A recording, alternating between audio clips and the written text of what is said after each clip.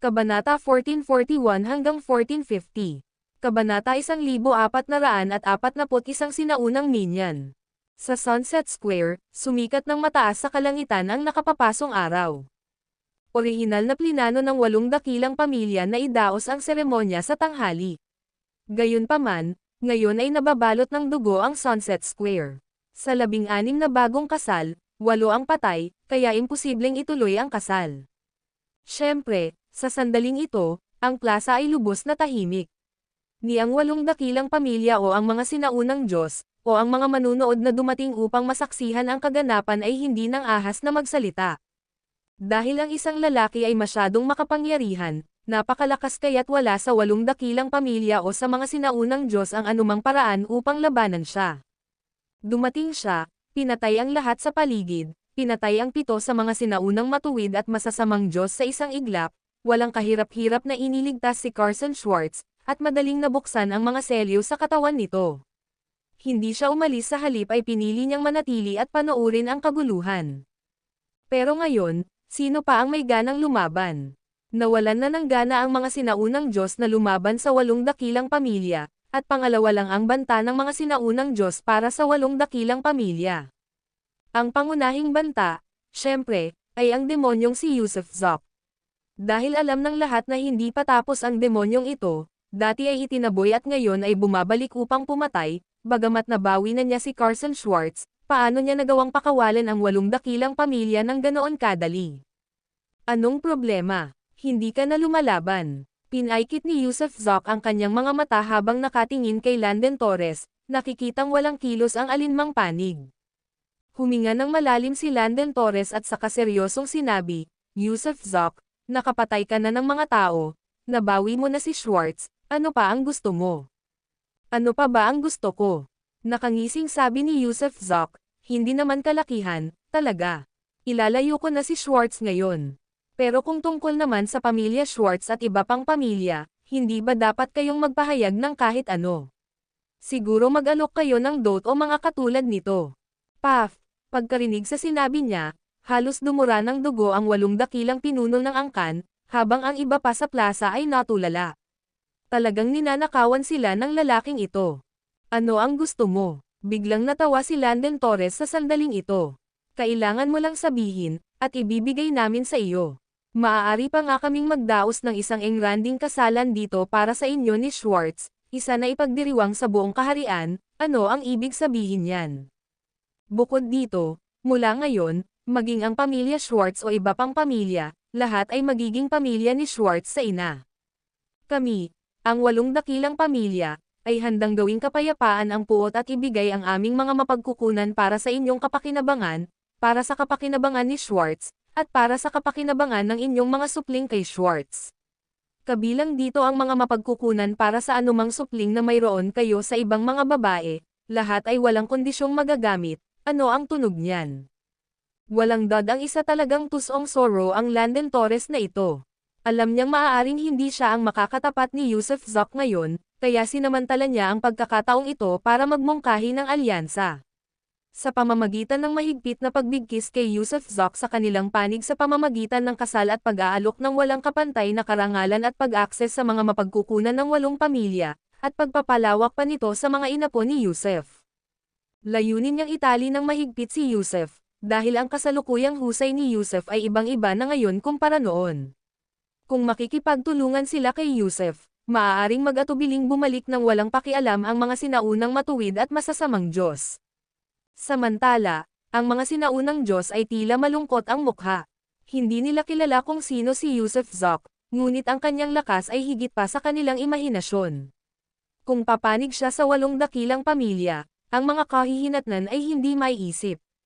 Kaya naman, isa sa mga sinaunang matuwid na Diyos ang biglang humakbang paarap at malakas na nagsabi, kagalang-galang na Yusuf, sa ngalan ng mga sinaunang matuwid na Diyos, nag-aalok ako sa iyo ng isang alyansa. Hanggat makikipag-alyansa ka sa amin, bibigyan ka namin ng walang limitasyong akses sa lahat ng mga mapagkukunan sa Horizon Realm. Bukod pa rito, sa mga sinaunang matuwid na Diyos, mayroong 10 santa, maaari kang pumili ng isa kung gusto mo.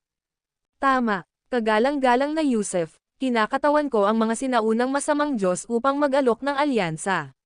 Maaari ka ring pumili ng sinumang santa sa mga sinaunang masamang Diyos. Paf, walang hiya. Pero ano nga ba talaga itong Horizon Realm?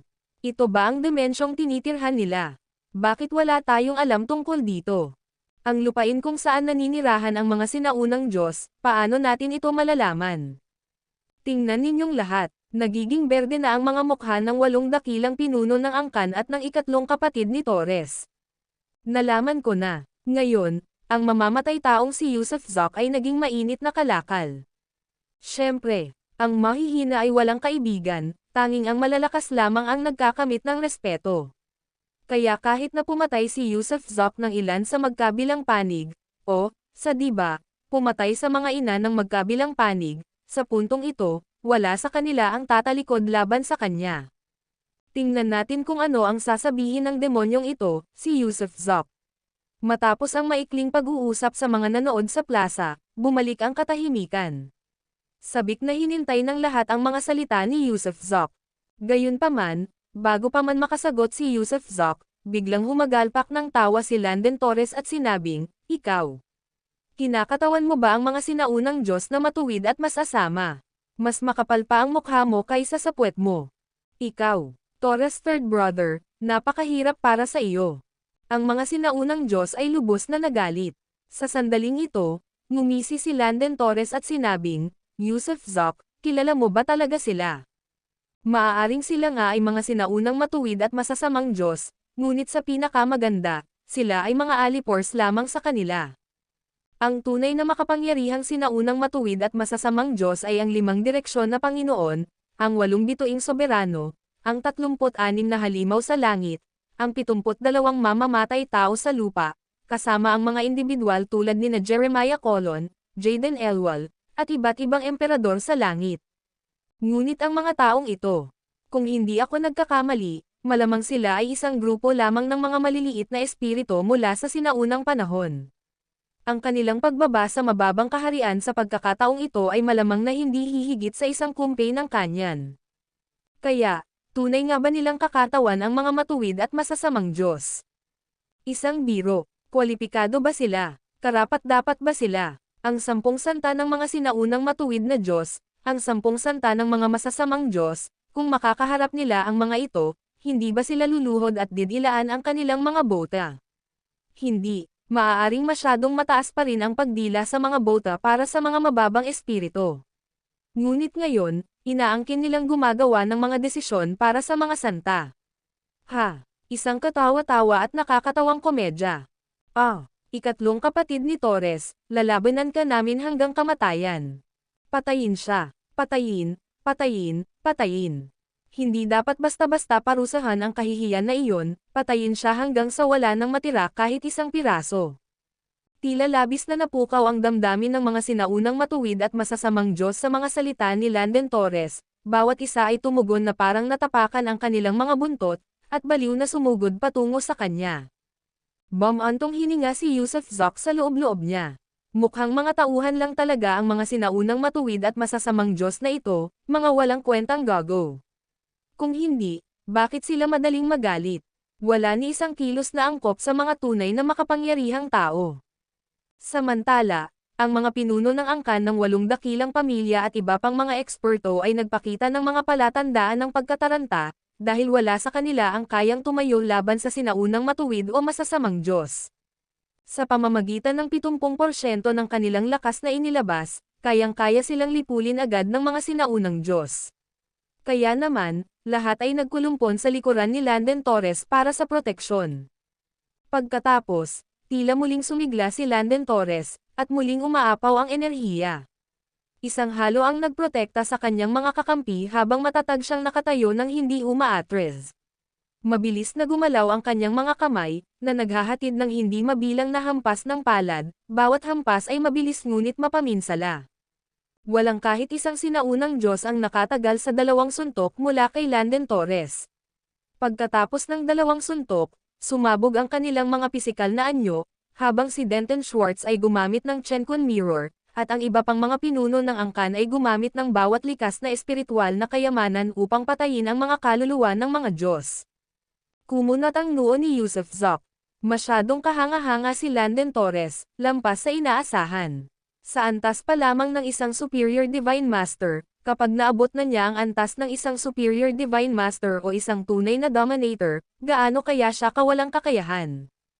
Kanina, binanggit niya ang tungkol sa mga alyansa sa kasal at nag-aalok sa akin ng hindi mabilang na mga benepisyo, siguro mga taktika iyon na nagpapabagal.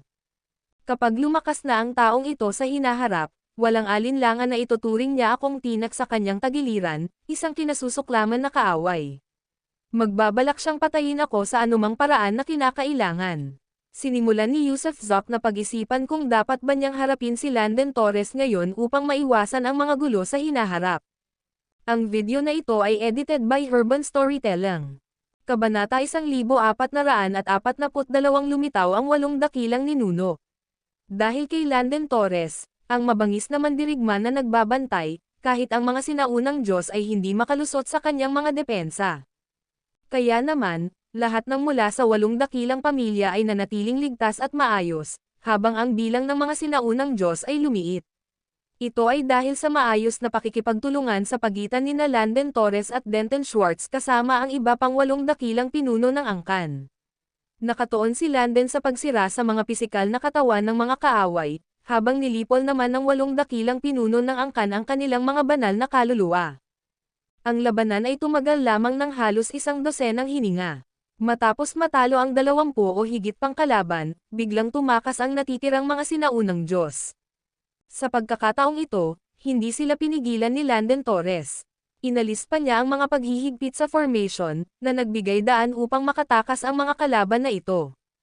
Kung bakit niya ginawa iyon, alam ni Yusuf Zoc, sobrang pagod na pagod si Landon Torres.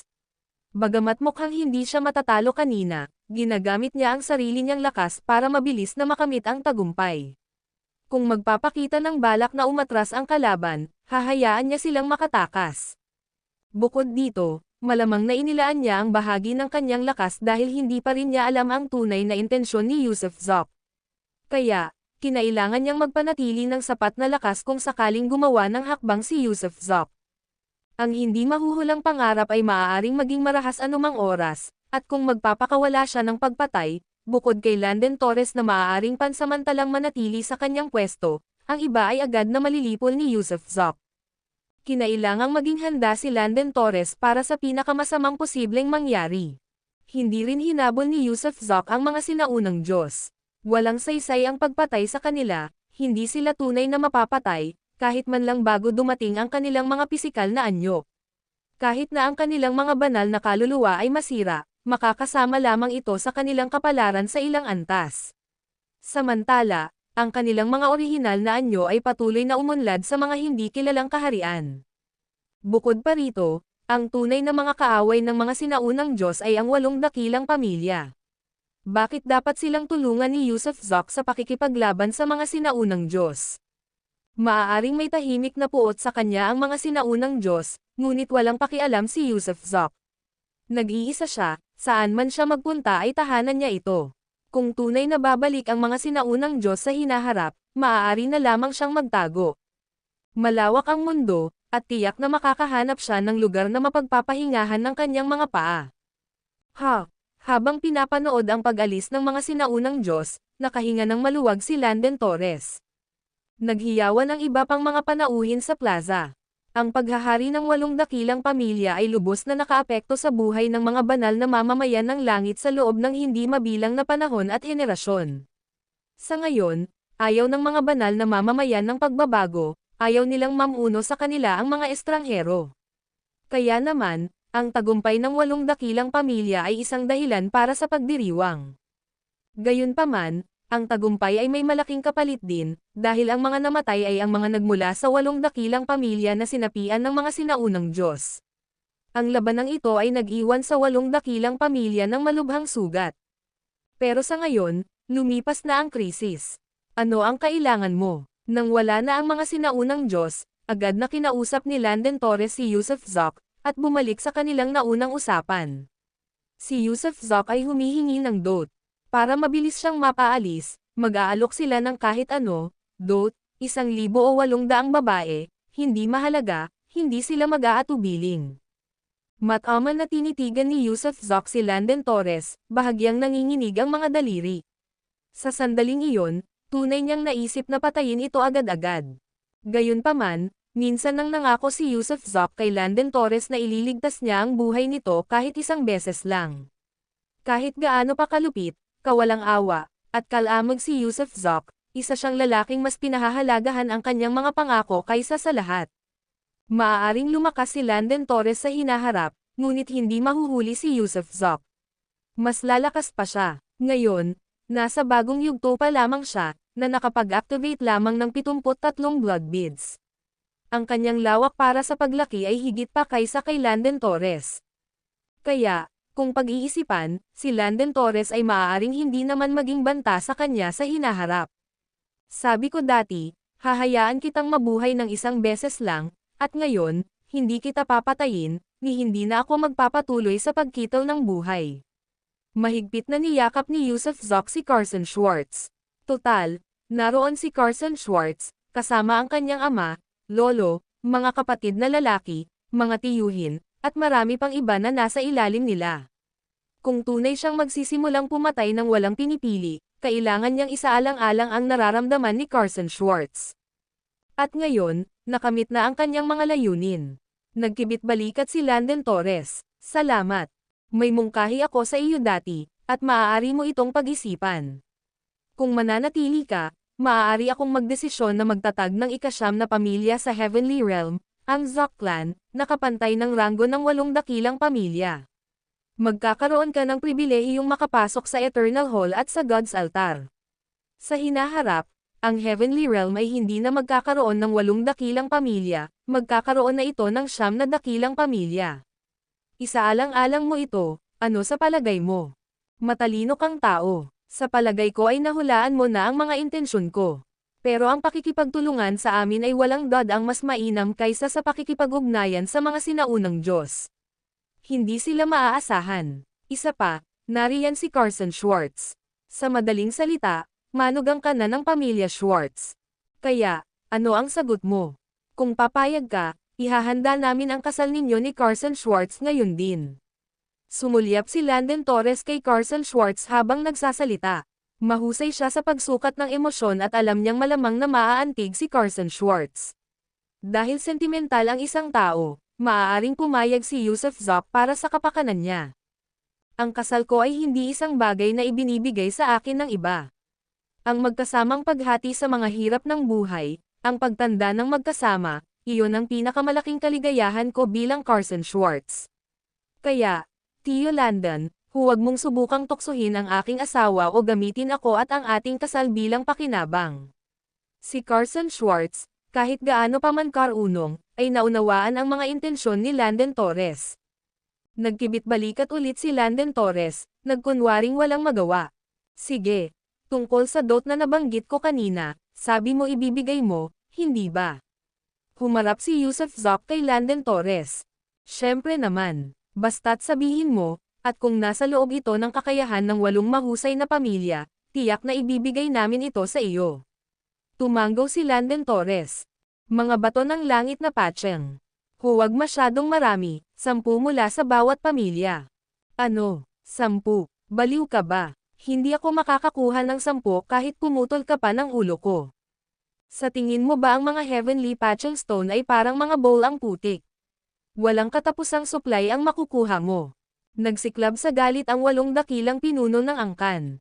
Ang mga Heavenly Patching Stone ay mga kayamanang hindi nila kayang gamitin. Hindi nila ito pananggahasang sayangin, dahil ang mga ito ay mga handog na para sa kanilang mga ninuno. Sa loob ng hindi mabilang na taon, naghanap sila ng iba't ibang kaharian upang mangolekta ng mga Heavenly Patching Stone, at kapag nakapag-ipon na sila ng sapat, ipapadala nila ang mga ito sa altar ng Diyos bilang mga handog sa kanilang mga ninuno. Hindi ganoon karami ang pamilya Schwartz ko. Mga 3 o 4 lang ang meron kami, malumanay na sabi ni Carson Schwartz. Naiintindihan ko. Tumanggaw si Yusuf Zoc. Kumunat ang noo ni Landon Torres. Bagamat maaaring hindi maintindihan ng iba ang tunay na layunin ng Heavenly Patching Stones, alam na alam niya.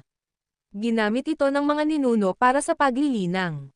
Kaya, Habang kaya niyang magdesisyon tungkol sa ibang mga bagay, hindi niya magawa, at hindi niya pananggahasan, na magdesisyon tungkol sa Heavenly Patching Stones. Hindi niya inaasahan na hihingi si Yusuf Zok ng Heavenly Patching Stones. Sa pagkakaalam niya, hindi lahat ay kayang gamitin ang enerhiya sa loob ng mga batong ito para sa cultivation. May mga taong itinuturing itong walang silbi. Pero gusto na ni Yusuf Zok ng Heavenly Patching Stones, ngayon na. Maaari ba natin silang ipagpalit sa iba? Anumang iba pa ay maaaring pag-usapan, tugon ni Landon Torres. Oo, ang aking pamilya Goodman ay makakapagbigay ng 9 na bagong hinog na Divine Peaches.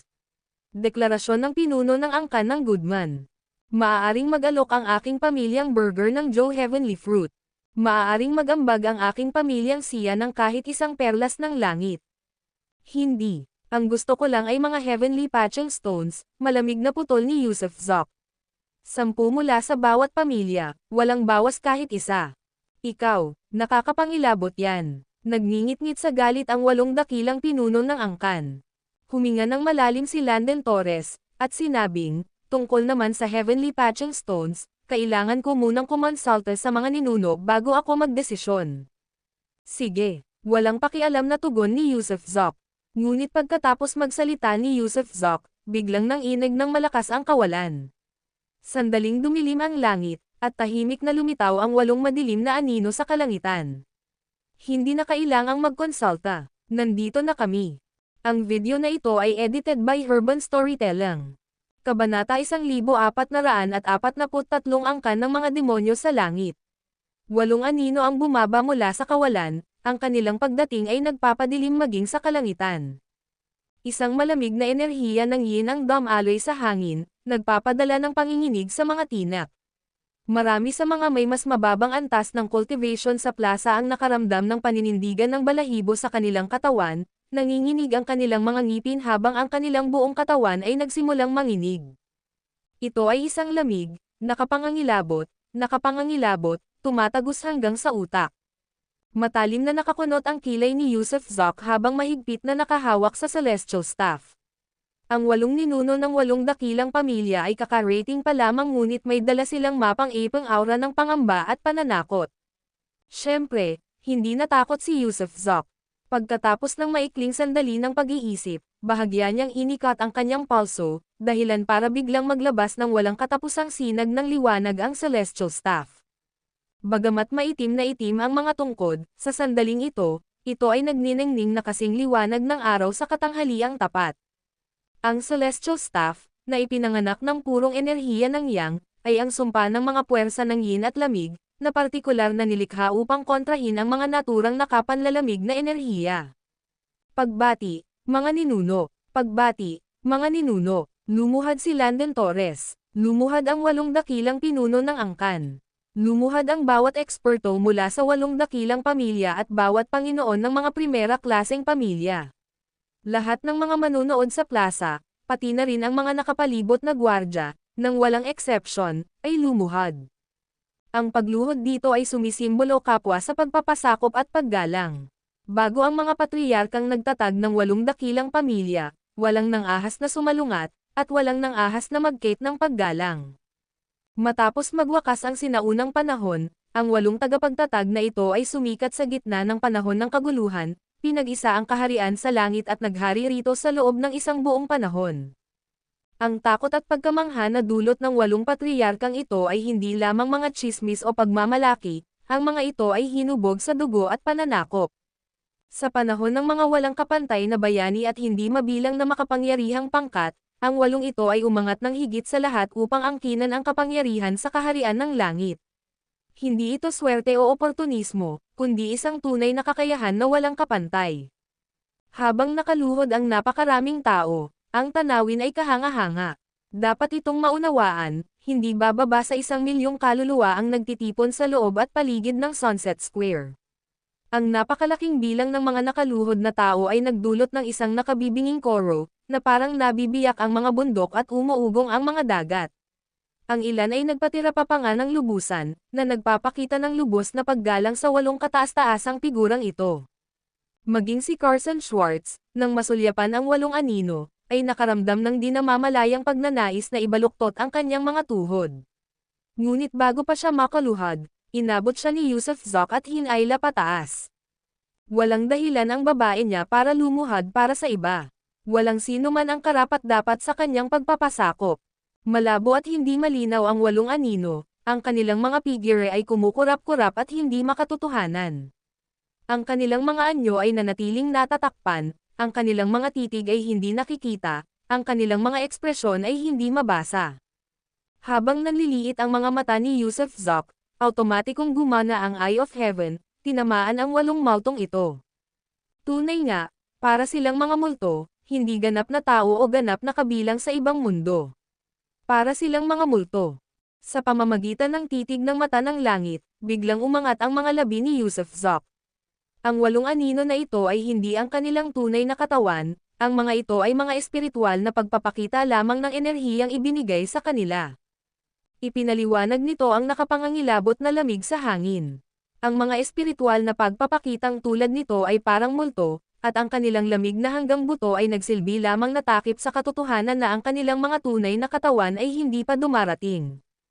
Dahil sa realisasyong ito, mayabang na ikinaway ni Yusuf Zok ang kanyang lapel at sinabing, "Kayong 8, prangkahan ko kayo, ibibigay nyo ba ang Heavenly Patching Stone, o hindi?" Nangangahas ba siyang kumilos ng ganito kawalang hiya? Direkta niya itong hiniling. Walang hangganan ang kanyang katapangan. Hindi siya lumuhad. Napakabaliw, napakabaliw. Tiyak na sisabog sa tunay na galit ang 8 tagapagtatag na patriyarka. Hindi mabilang na tao ang umiyak sa loob. Napakatapang talaga nitong si Yusuf Zok. Sa harap ng 8 founding patriarchs, hindi lang siya tumangging lumuhad, kundi tahasan pa niyang hiniling ang Heavenly Patching Stone. Hindi iyon isang kahilingan, isa itong lantaran na banta. Umasa siya sa kanyang kahangahangang cultivation para halos pagnakawan sila sa liwanag ng araw. Ang kapaligiran ay naging lubhang tensyonado.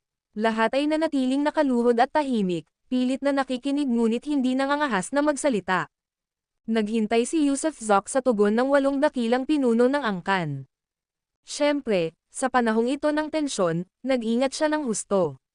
Ang 8 ito ay tunay na mga huwaran ng kanilang panahon. Ang pamumuno sa kaharian ng langit ng napakatagal at manatiling soberano kahit ngayon, walang alinlangan na taglay nila ang napakalaking kapangyarihan. Kahit wala ang kanilang tunay na katawan, hindi pa rin sila maglalakas loob na maliitin ni Yusuf Zok, inihahanda ang kanyang sarili sa isang mabilis na pagtakas kung kinakailangan. Bigla, pagkatapos ng maikling pagkapatas, isa sa 8 patriyarka ang humagalpak ng malakas na tawa. "Kaibigang Yusuf, sandali lang ang pagtitiis mo." Habang nagsasalita siya, isang malaking kamay ang lumabas mula sa 8, na umaabot sa isang sulok ng plaza. Whoosh! Sinundan ng tingin ng lahat ang direksyon ng kamay na iyon. Maya-maya, nakita nila ang isang binata na hinihila pataas sa ere habang 3 nakadamit na figure sa paligid niya ang biglang tumayo. Buzz! Sinubukan ng binata na lumaban noong una, ngunit kumpara sa napakalaking kamay, para siyang langgam. Nang marahan siyang tinurot ng kamay, nanigas siya sa ere, hindi makagalaw. Nang masaksihan ito ng 3 nakaitim na figure, lumuhad sila sa takot, yumuko ng may pagkairita habang sumisigaw ng, "Patawarin mo kami, Patriyarka, patawarin mo kami." Agad na nakilala ni Yusuf Zok ang binata. Siya ang Celestial Beast Emperor ng Southeastern Rebel Army. Ang 3 nakaitim na damit ay malamang na mga matataas na heneral ng hukbo. Gayunpaman, hindi sinaktan ng higanteng kamay ang 3 heneral na ito. Umatras lamang ito, at dinala ang tinaguriang Celestial Beast Emperor pataas sa kalangitan sa itaas ng gitna ng plaza. Isang simpleng Celestial Beast ang nangangahas na manggulo. Noong panahon natin, noong 8 tayong nangingibabaw sa Heavenly Realm, kahit ang inyong Celestial Beast Imperial Clan ay kinailangang magbigay-pugay sa ating 8 pamilya. Nakakaawa, nang makapasok tayo sa God's Altar at tumigil sa pagpapakita sa publiko, inakala ninyong hindi na tayo makakalabas. Akala ba ninyo ay makakaagaw kayo ng bahagi ng mainland para sa inyong mga sarili? Malaki ang pagkakamali ninyo. Bumalik kayo at sabihin kay Gilad, na kung maglalakas loob siyang hamanin tayo, maaari siyang direktang makipaglaban sa atin. Wala nang maliliit na pakana na walang ay dudulot kundi kahihiyan. Hihihi. Biglang humajejek ng mahina at nakakatakot ang Celestial Beast Emperor. Isang gininto ang liwanag ang sumilay sa kanyang noo, at sa panginginig, inihagis niya ang kamay ng patriarka ng may malakas na asterisk, kalabog asterisk. Ang patriarka, kasama ang iba pa, ay nagpakawala ng sabay-sabay na tunog ng pagkagulat. Paraon, tama ka, tunay nga, haharap ako muli sa iyo. 10 taon mula ngayon, bababa ako sa kontinente ng langit. Nagsalita ang Celestial Beast Emperor sa isang malalim at kakaibang boses. Malinaw na wala na siya sa kanyang sarili, ang kanyang katawan ay sinapian. At ang nagmamay-ari nito ay walang iba kundi si Gilad. Nakarating ka na rin pala. Tinaasan ng kilay ng paraon. Hindi lang ako, marami ring mga dating kakilala ang nandito ngayon. Pagkasabi pa lang ng sinabi ng Celestial Beast Emperor, ilang figure ang tumalon sa ere mula sa iba't ibang sulok ng plaza. Kahit na nasa Eternal City sila, hindi sila naapektuhan ng harang nito na pumipigil sa paglipad. Ang mga lumipad sa himpapawid ay mga ordinaryong banal na mamamayan, ngunit ang kanilang mga titig ay may nagyayelong masamang hangarin. Maliwanag, ang mga ito ay mga makapangyarihang nagsasagawa ng divine skills na sinasaniban ang iba mula sa malayo gamit ang kanilang divine consciousness. Maaari ko ba kayong abalahin dahil sa inyong mga pangalan, para malaman ko kung sino sa mga matandang kaibigan ang ating kausap? Malamig na sabi ng paraon. Hey, ako si Sabi. Ako si Alibok. Ako si Jamie Barron. Paraon, kayong mga lumang fossil, babalik kami sa loob ng 10 taon. Mabuti, mabuti. Mukhang nakipag-ugnayan na ang inyong Heavenly Demon Imperial Clan sa mga sinaunang ninuno ng mga Diyos. Kung gayon, halika. 10 taon mula ngayon, titingnan natin kung ang mundo ay pag-aari ng 8 dakilang pamilya o sa inyo. Pangako iyan, kung gayon. Palam. Dahil doon, ang 4, kabilang ang Celestial Beast Emperor, ay sumulyap kay Yusuf Zok sa huling pagkakataon bago nagbukas ng isang bitek sa kalawakan at naglaho. Mga bastos kayo, bumalik kayo para kantutin ko ang mga nanay ninyo. Turo ni Yusuf Zok sa mga nawawalang figure at malakas na nagmura. Paf!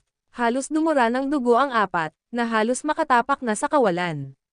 Huminto sa may pintuan, lumingon ang isa sa kanila at umungol, ikaw na walang pakondangang anak.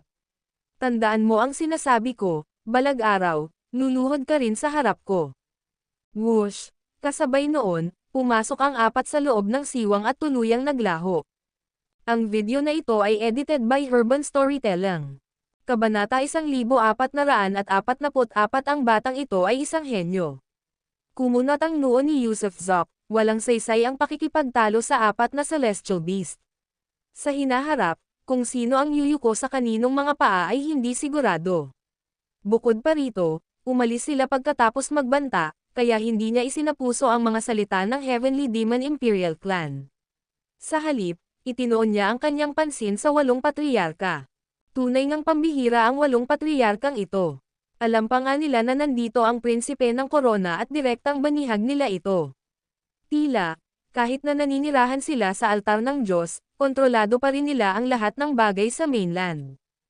Ang kahulugan ng controller ay eksaktong kontrolin ang lahat, pangasiwaan ang buong sitwasyon. Hindi maibibigay sa iyo ang Heavenly Patching Stone, ngunit maaari ka naming payagan na pumasok sa altar ng Diyos upang magsaka, at tulungan kang maabot ang kaharian ng dignidad. Paano iyon? Siyempre, ang kailangan ay ang manampakang hindi na muling lalabanan ang 8 dakilang pamilya. Tila ang patriarka ng pamilya Goodman ang nangunguna sa grupo, habang siya ang nagsisilbing tagapagsalita nila. Hindi mo ba ako ibibigay sa Heavenly Patching Stone? At gusto mo akong manampa? Agad na naunawaan ni Yusuf Zok nang marinig ang mga salitang ito na tumangging makipagkompromiso ang 8 patriarka. Tila malabong makuha niya ang Heavenly Patching Stone ngayon. Hindi namin ibibigay sa iyo ang Heavenly Patching Stone, umiling ang patriarkang Goodman at sinabing. Huwag kang maniwala na ang pagkakaroon ng makapangyarihang mahiwagang kayamanan at mahiwagang kakayahan ay nangangahulugan na maaari kang kumilos ng walang ingat. At huwag mong isipin na ang 8 dakilang pamilya ay matatakot sa iyo o yayabang sa iyong mga banta. Nanatili kaming matatag sa buong panahon ng hindi natutamba. Sa palagay mo ba ay makikipagkompromiso kami sa ilang banta mula sa iyo? Sinusumpa mo ang 8 pamilya ko, ninanakaw ang mga kayamanan namin, at naniniwala kang kaya mong mangibabaw ng walang pigil. Sa tingin mo ba talaga ay walang makakatalo sa iyo? Magalang kaming nakikipagkatuwiranan sa iyo dahil lamang sa kayo ni Sana ay nagmamahalan. Kaya naman, sa asensya, ikaw ang manugang ng 8 dakilang pamilya. Bukod pa rito, maaaring hindi mo alam, ngunit ipinanganak ka sa pinagmulang planeta ng lahat ng Diyos, at ikaw ay direktang inapo ng pamilyang Nash, kaya naman malapit kang magkaugnay sa amin.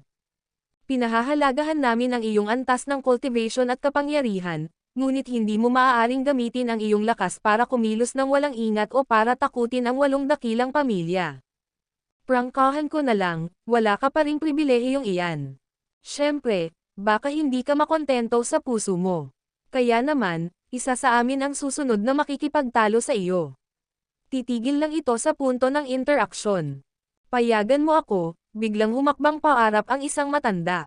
Mabait ang kanyang tingin, at nang tumingin siya kay Yusuf Zok, ang kanyang mga mata ay puno ng isang magiliw na ngiti, na para bang may pagmamahal.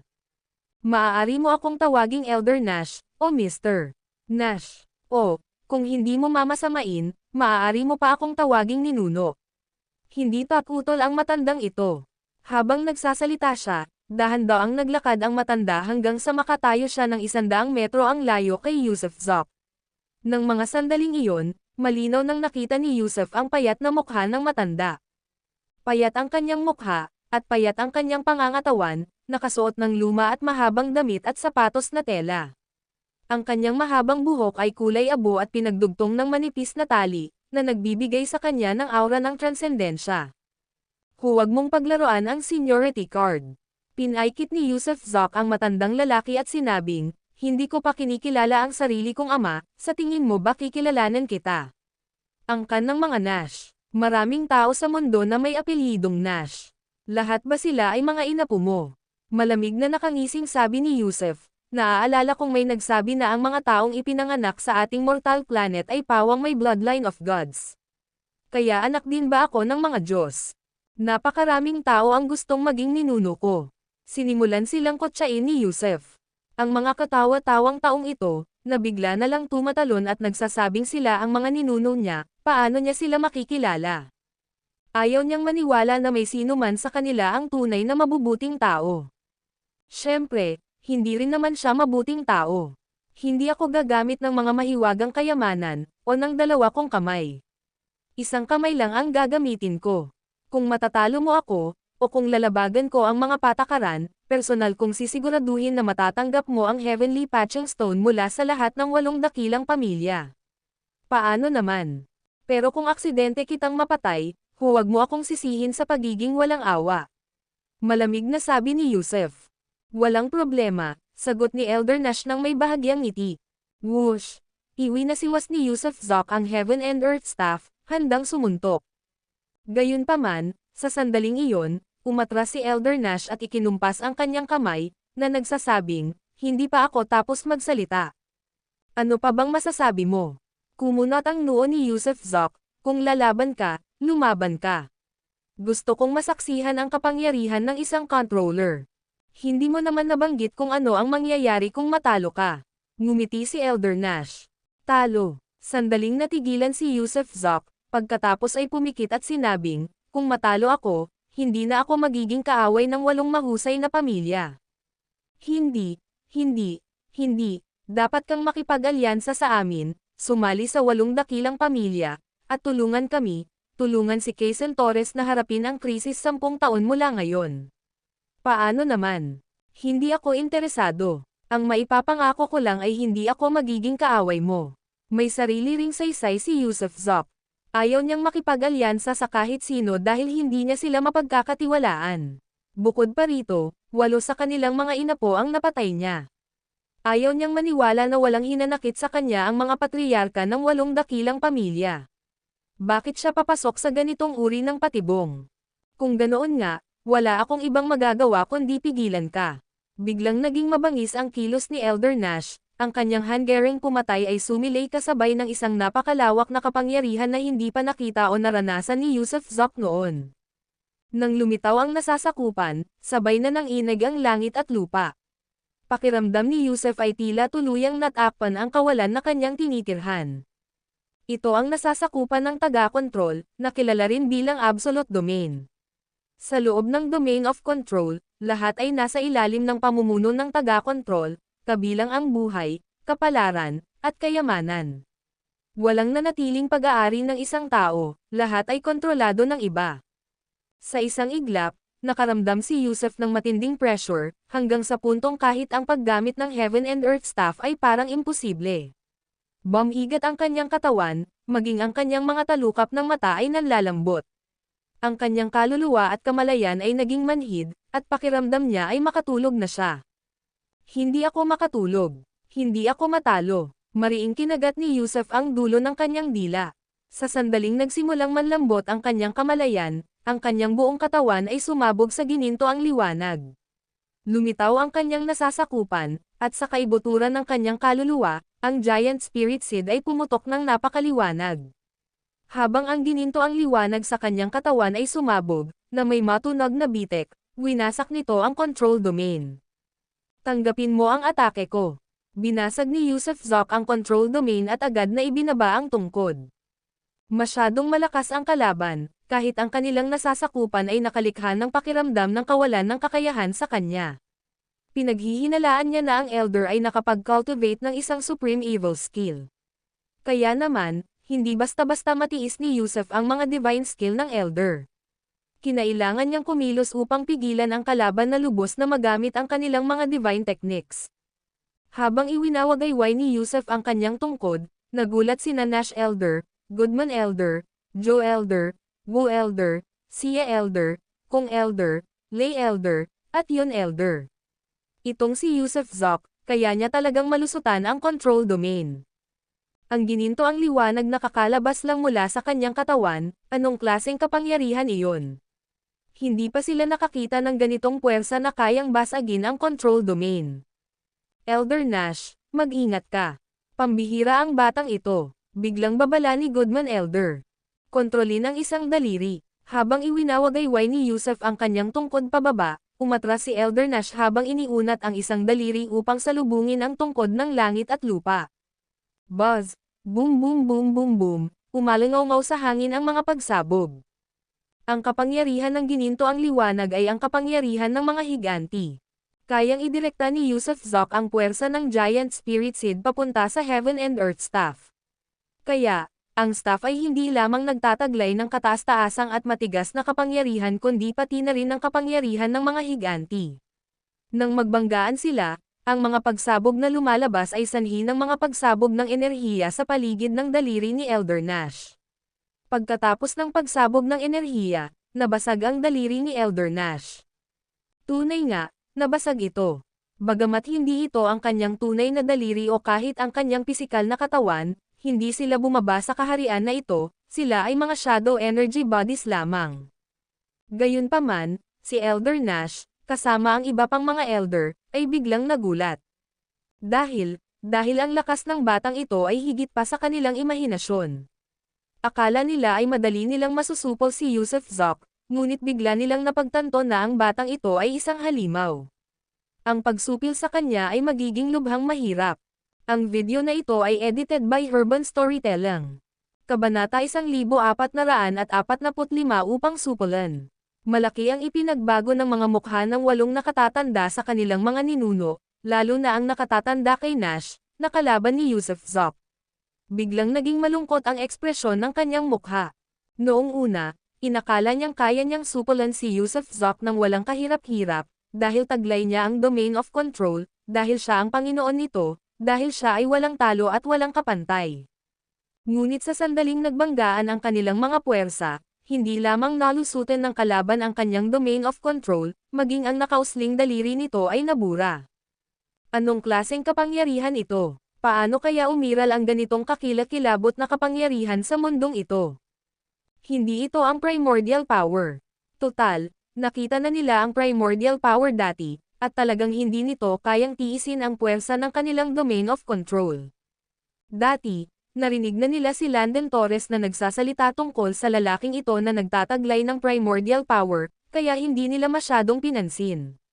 Ngunit ngayon, malinaw na ang lakas ng kalaban ay hindi ang primordial power, kundi isang supreme divine power na sumire sa lahat, na lumalampas sa lahat ng puwersa.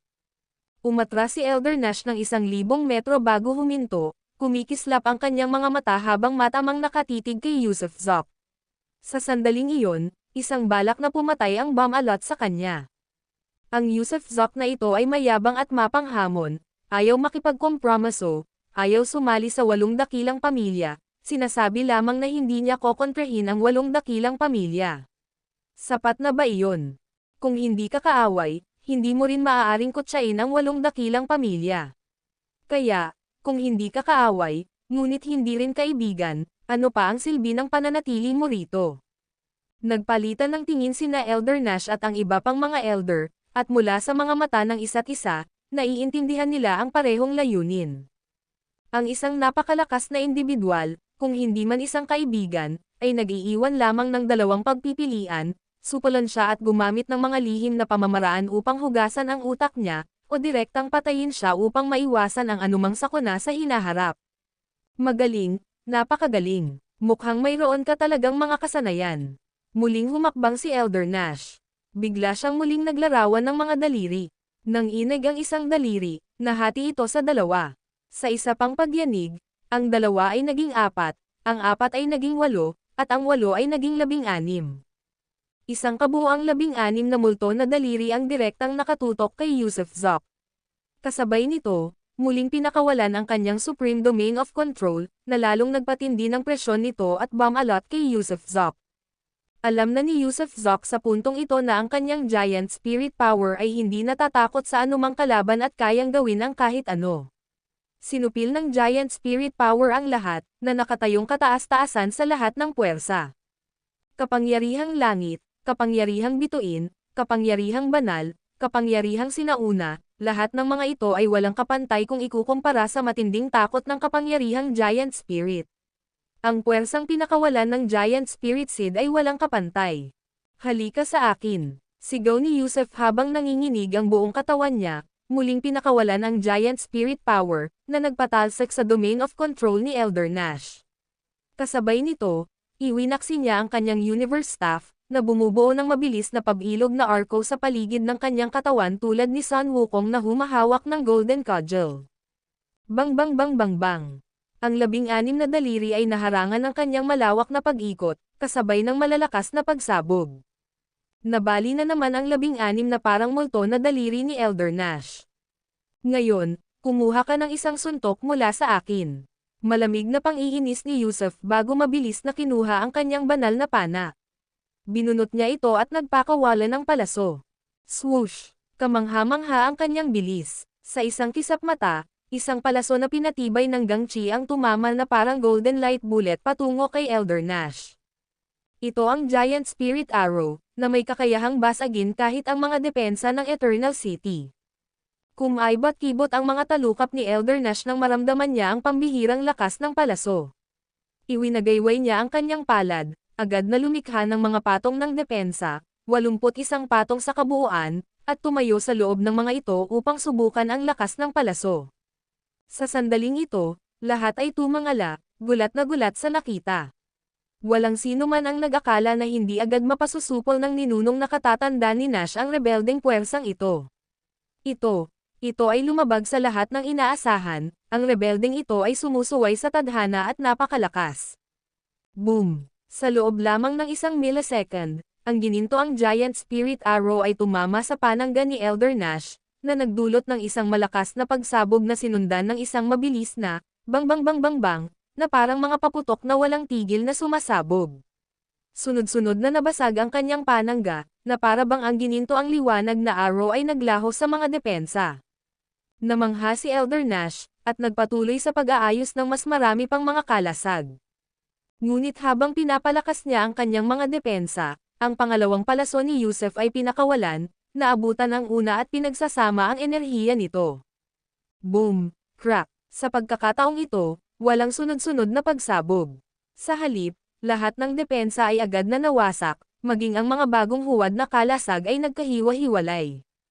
Sa gitna ng kanyang mga sigaw ng takot, Iniunat ni Elder Nash ang dalawang kamay, at hinampes gamit ang kanyang mga palad ang Golden Light Arrow.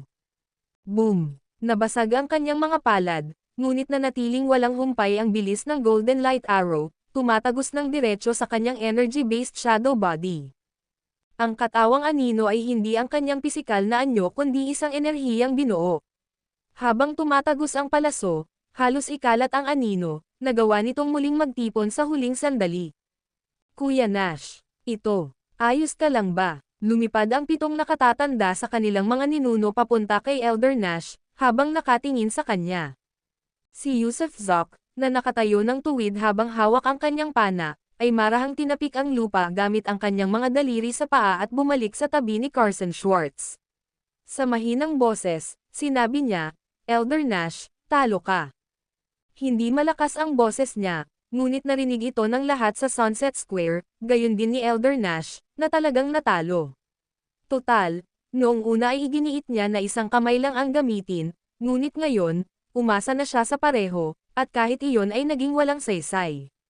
Ang kanyang enerhiyang katawan ay natusok ng isang palaso lamang. Nalito ang karamihan. Anong uri ng pamana ang natanggap ni Yusuf Zoc? Anong pambihirang kayamanan ang ipinagkaloob sa kanya? Bakit siya napakalakas? Bakit kahit ang nakatatanda sa pamilyang Nash ay hindi siya matatalo? Siyempre, hindi dinala ng nakatatanda sa ninunong Nash ang kanyang pisikal na katawan, ngunit ang kanyang anyong enerhiya ay dapat sana'y walang talo. Kaya bakit hindi nito kayang daijin si Yusuf Zoc? Ano nga ba talaga si Yusuf Zoc? Talo ka, tuparin mo ang pangako mo. Sa una, labis na nag-aalala si Yusuf na baka hindi niya matalo ang kalaban.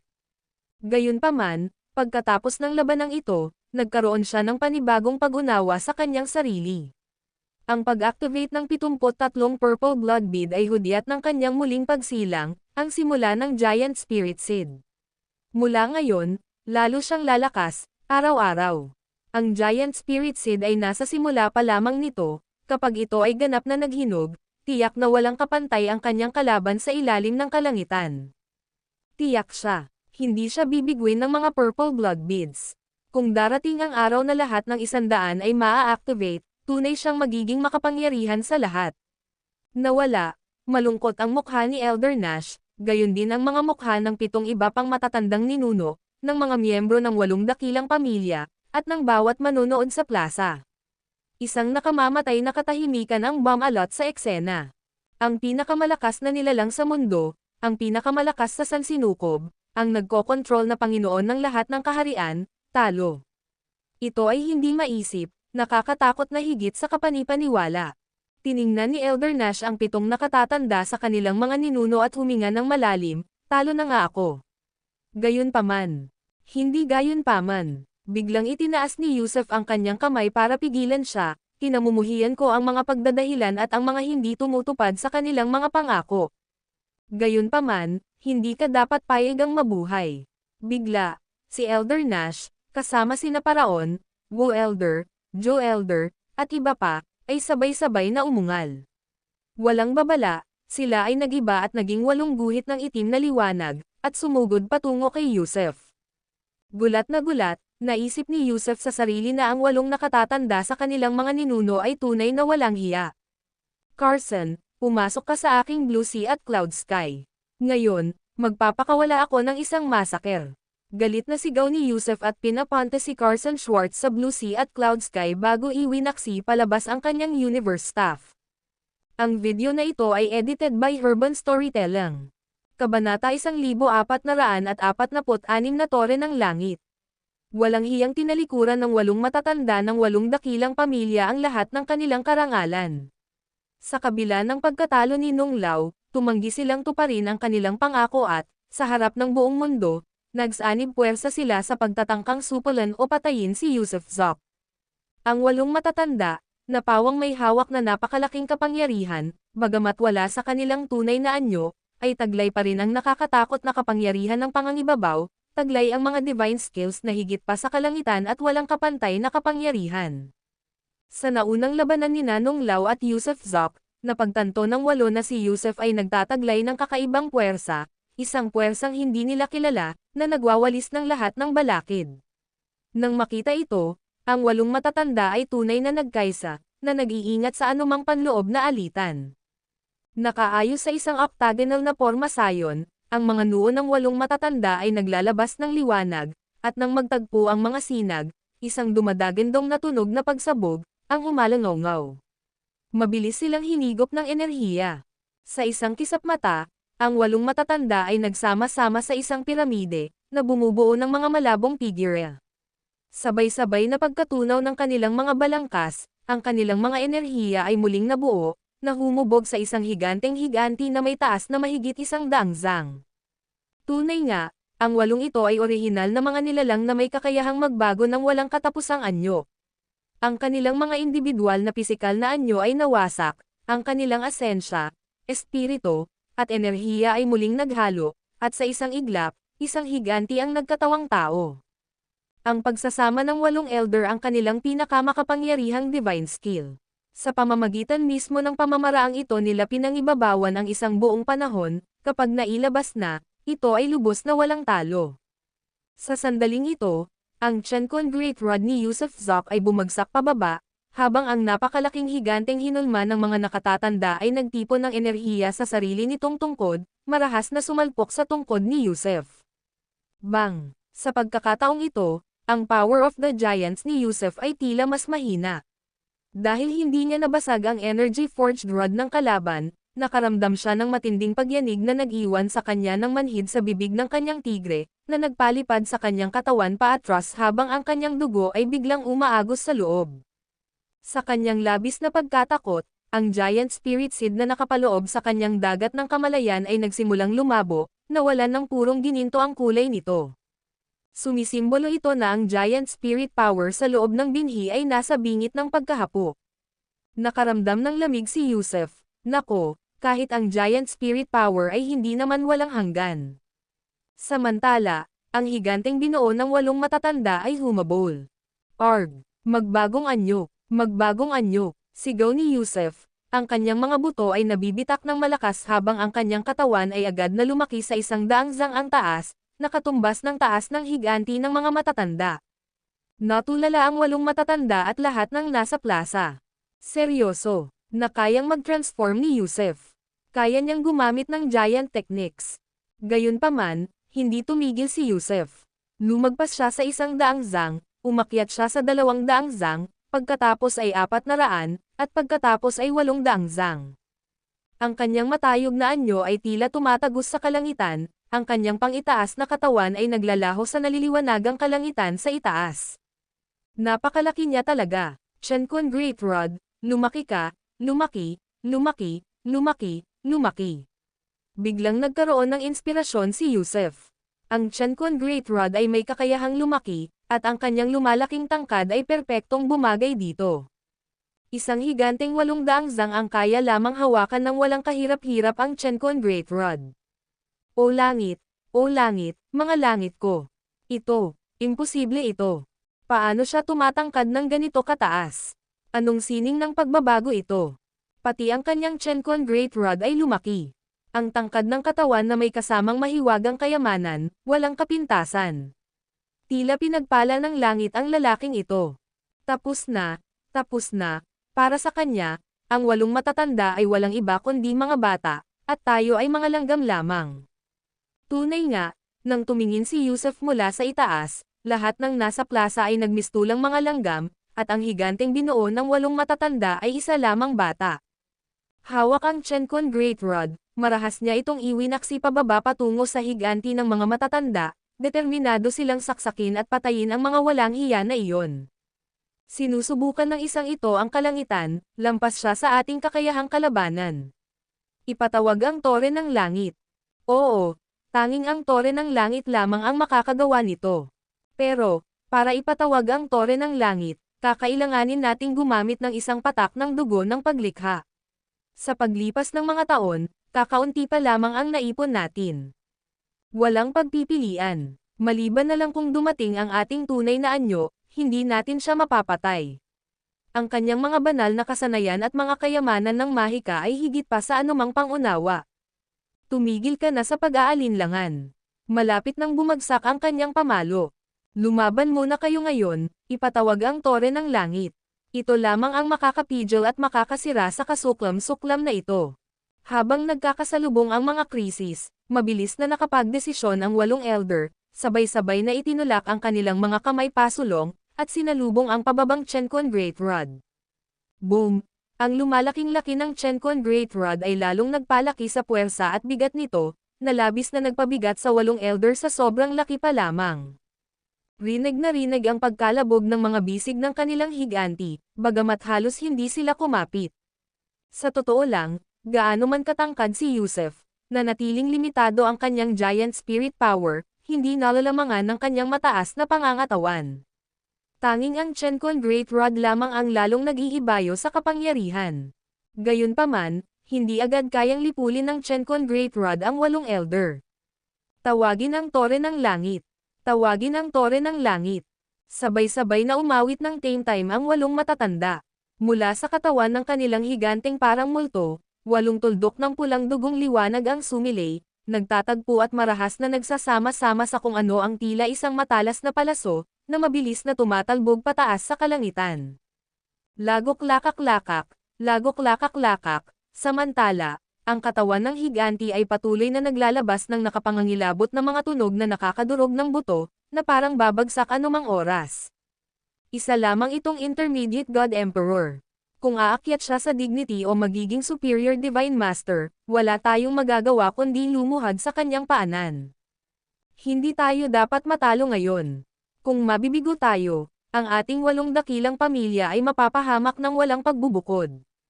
Sang-ayon. Tigilan mo ang paglitaw. Hindi maaaring lumitaw ang ating tunay na anyo, ngunit tiyak na dudurugin at lilipulin siya ng tore ng langit. Samantala, walang humpay na pinilit ni Yusef ang mga matatanda, pinalalakas ang kanyang puwersa habang papalapit ang mapagpasyang sandali. Ang komprontasyon ay nakasalalay ng lubusan sa kung kaninong lakas ang magtatagal, kung ang kanyang tungkod ang magpapabagsak sa kanila o kung may iwas nila ito. Bigla, napansin ni Yusef ang isang pulang dugong ilaw na sumusulpot pataas sa napakabilis na bilis. Bago pa niya ito maintindihan o matukoy ang layunin nito, nilagpasan na ng liwanag ang kanyang katawan at mas tumindi pa. Instinktong tumangala si Yusef, pinagmasdan ang pulang dugong liwanag na huminto sa itaas ng kanyang ulo, halos 100 zang ang taas. Pagkatapos, sumabog ang liwanag ng may malakas na pagsabog. Mula sa umaagos na kinang ay lumitaw ang isang matengkad na pulang toreng kulay dugo na sa simula ay malinaw ngunit mabilis na naging parang metal. Kinilala ni Yusef na ang tore ay hindi isang likas na espiritual na kayamanan. Total, walang anumang likas na ipinanganak ang lilito bilang isang tore. Maliwanag, ang artipaktong ito ay tiyak na hinulma pagkatapos ipanganak.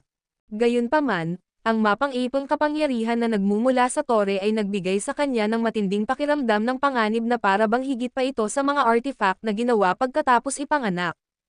Hindi maganda. Kailangan kong iwasan ang toreng ito, layunin nitong ikubli ako. Hindi ko hahayaang magtagumpay ito.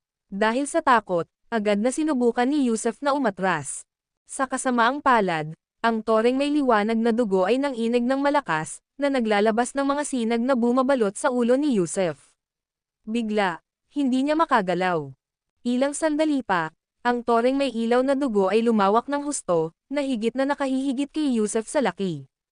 Matayog na nakatindig sa libo-libong zang ang taas at lapad, tumangala si Yusef, at wala siyang nakita kundi ang napakalaking ilalim ng tore, isang umiikot na itim na hukay na parang dugo.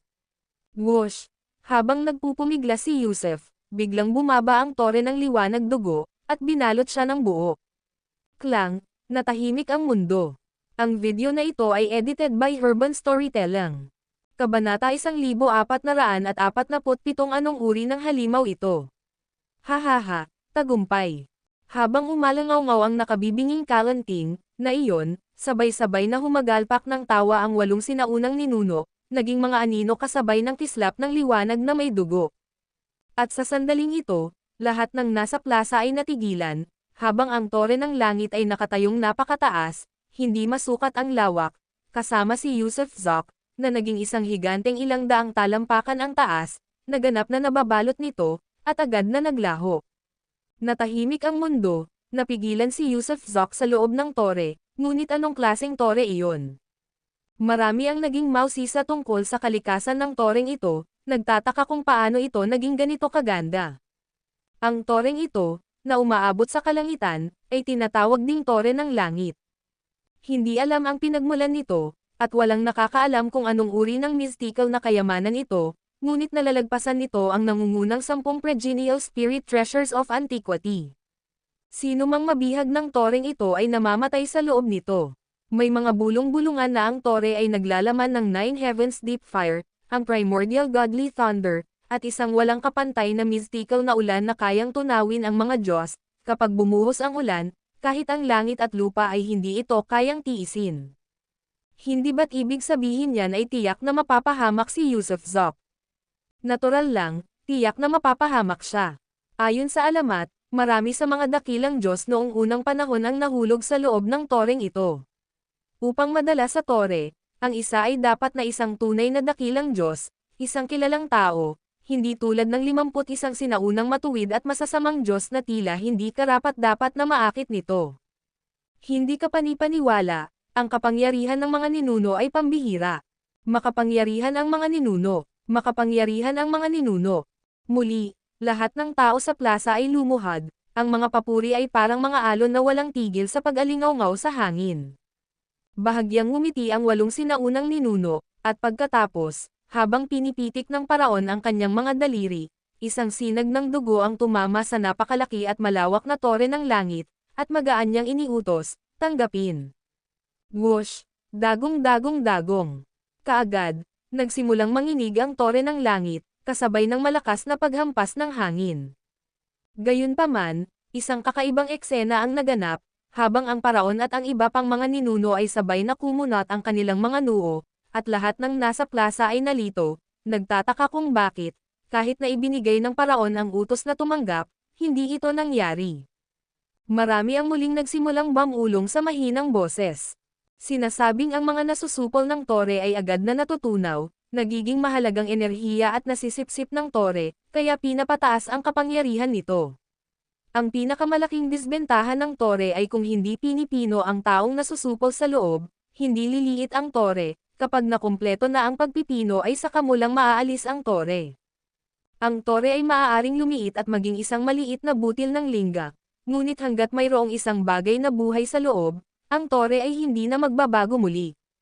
Ibig sabihin ba niyan ay buhay pa si Yusuf Zop doon?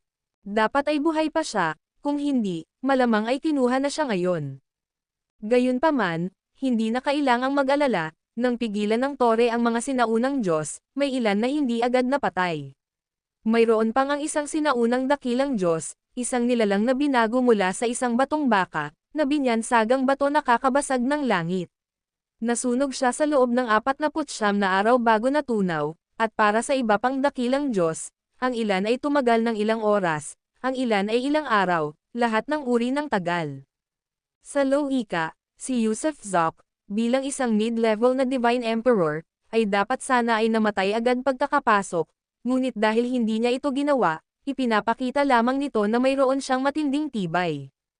Nabalitaan kung may mundo siya sa loob ng kanyang kuweba, maaari kaya siyang magtago roon. Walang kaharian na makakaligtas sa kanya, ang tore ng langit na ito ay kayang tunawin kahit ang langit at lupa.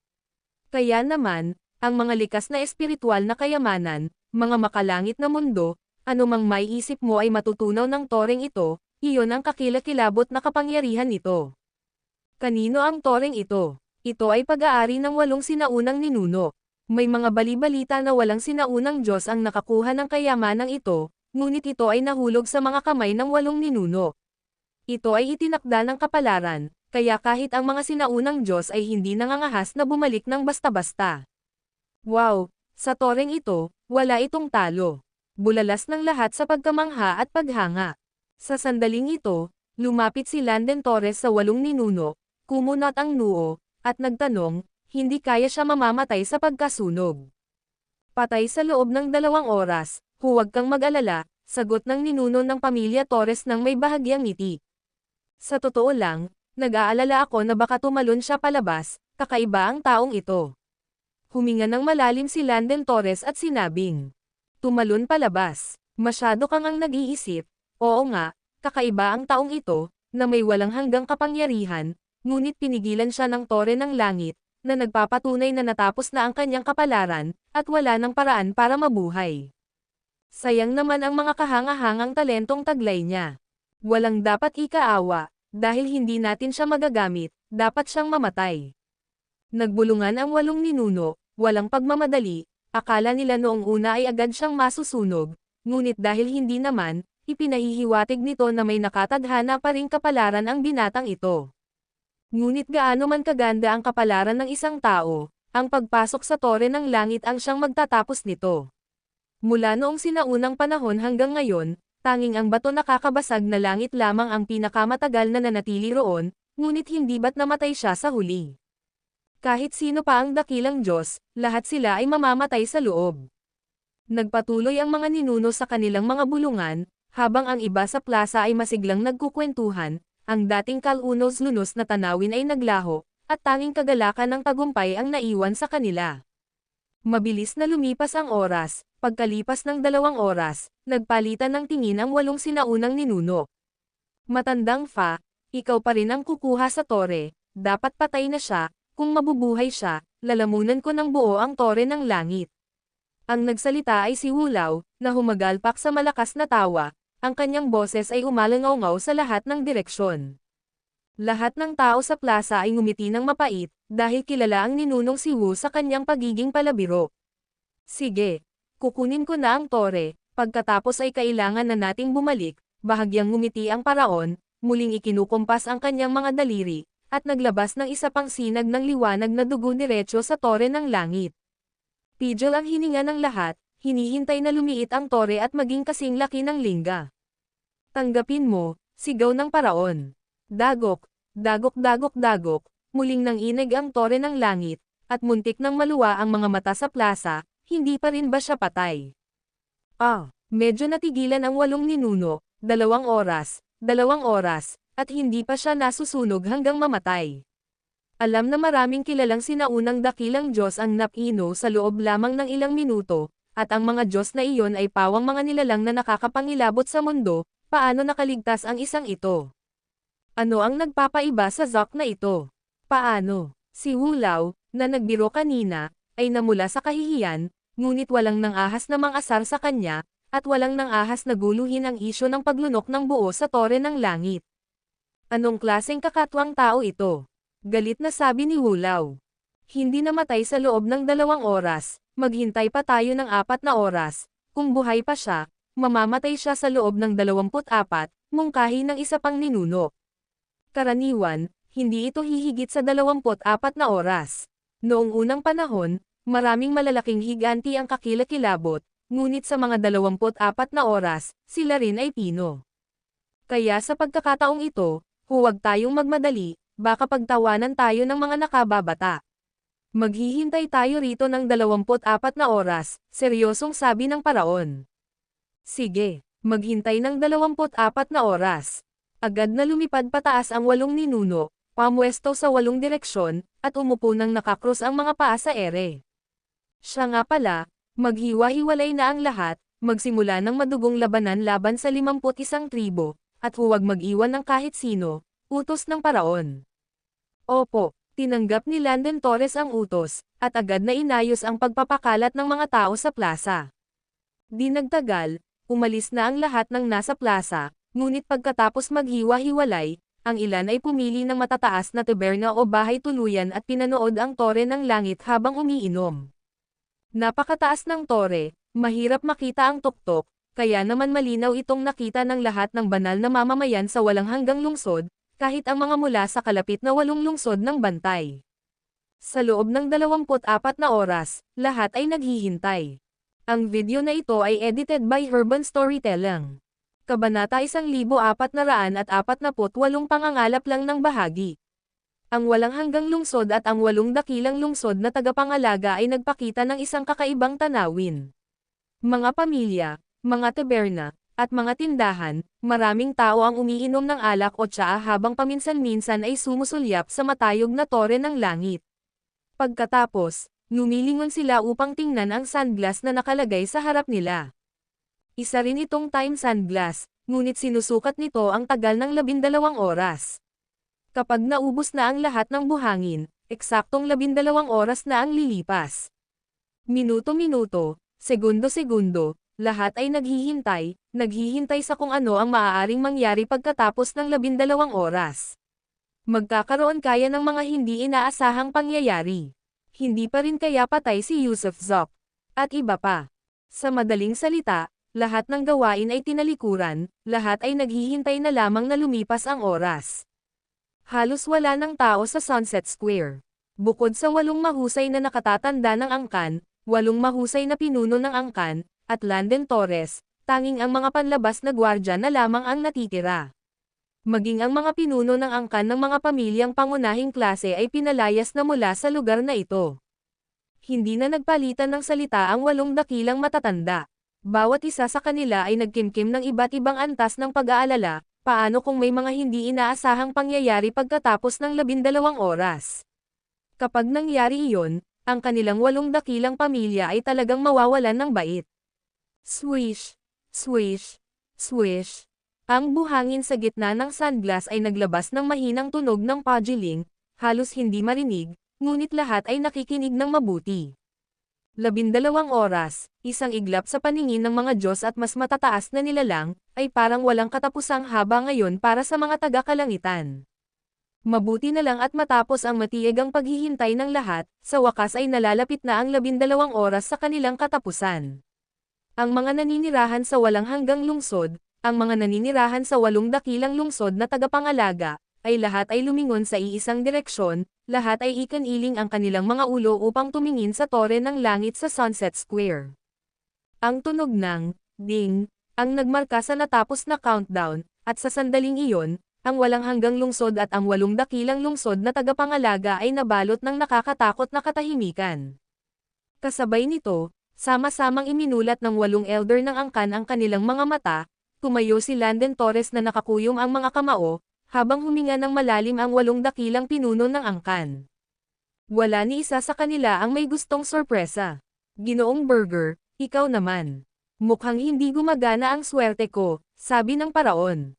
2 beses na niyang sinubukan ngunit hindi nagtagumpay, kaya sa ikatlong pagsubok ay kusang loob siyang pumayag, umaasang ang pagbabago ay maaaring magdulot ng swerte. Sige, susubukan ko. Time-time na deklarasyon ng Burger Clan Elder, habang pinipitik ang kanyang mga daliri upang lumikha ng isang guhit ng pulang dugong liwanag na sumikat patungo sa tore ng langit. Ugong, ugong, ugong, muling nayanig ang tore ng langit, ngunit, ito ay pagyanig lamang, ang individual sa loob ay hindi pa rin napino. Agad na dumilim ang mukha ng Burger Elder.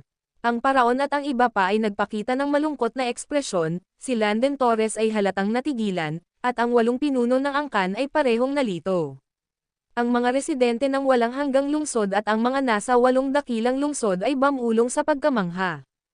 Hindi pa rin napino. 12 oras na ang lumipas, ngunit hindi pa rin napino.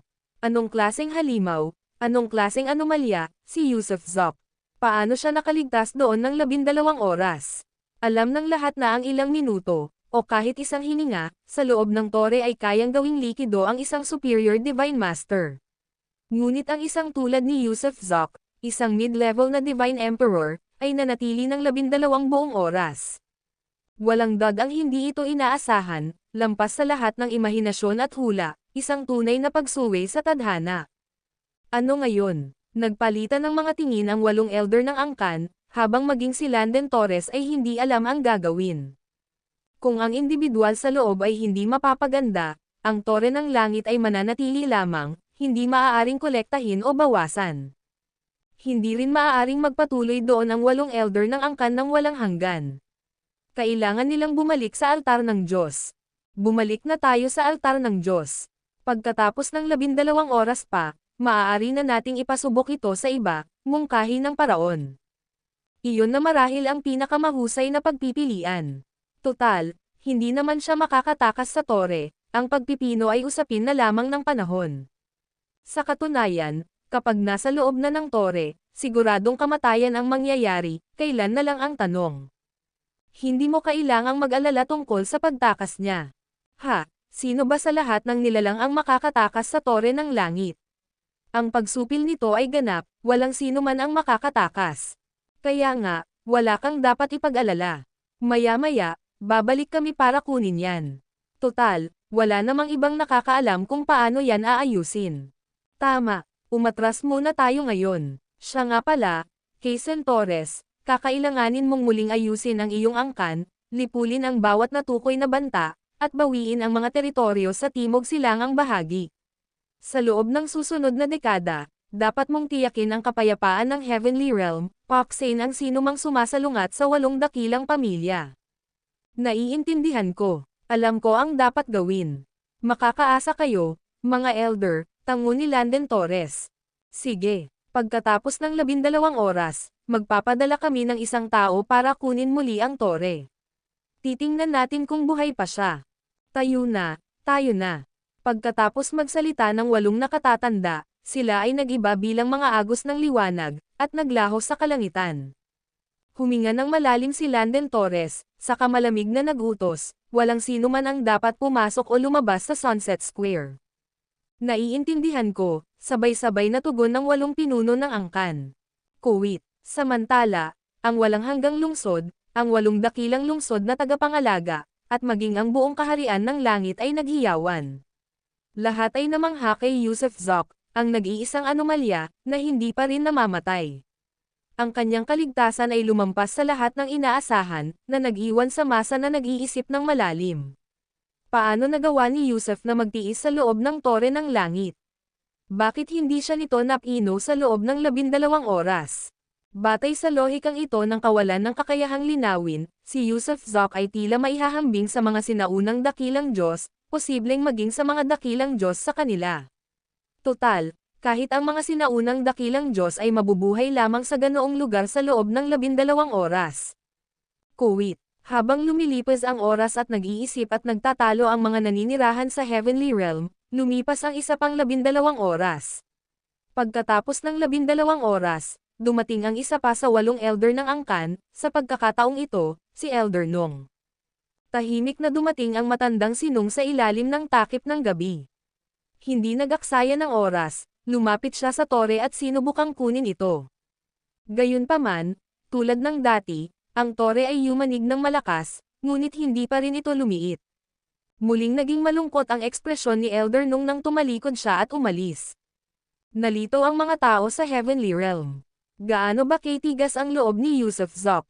Sa itsura nito, kahit na isa sa 8 elder ng angkan mismo ang nakulong sa loob, malamang na hindi sila makakaligtas.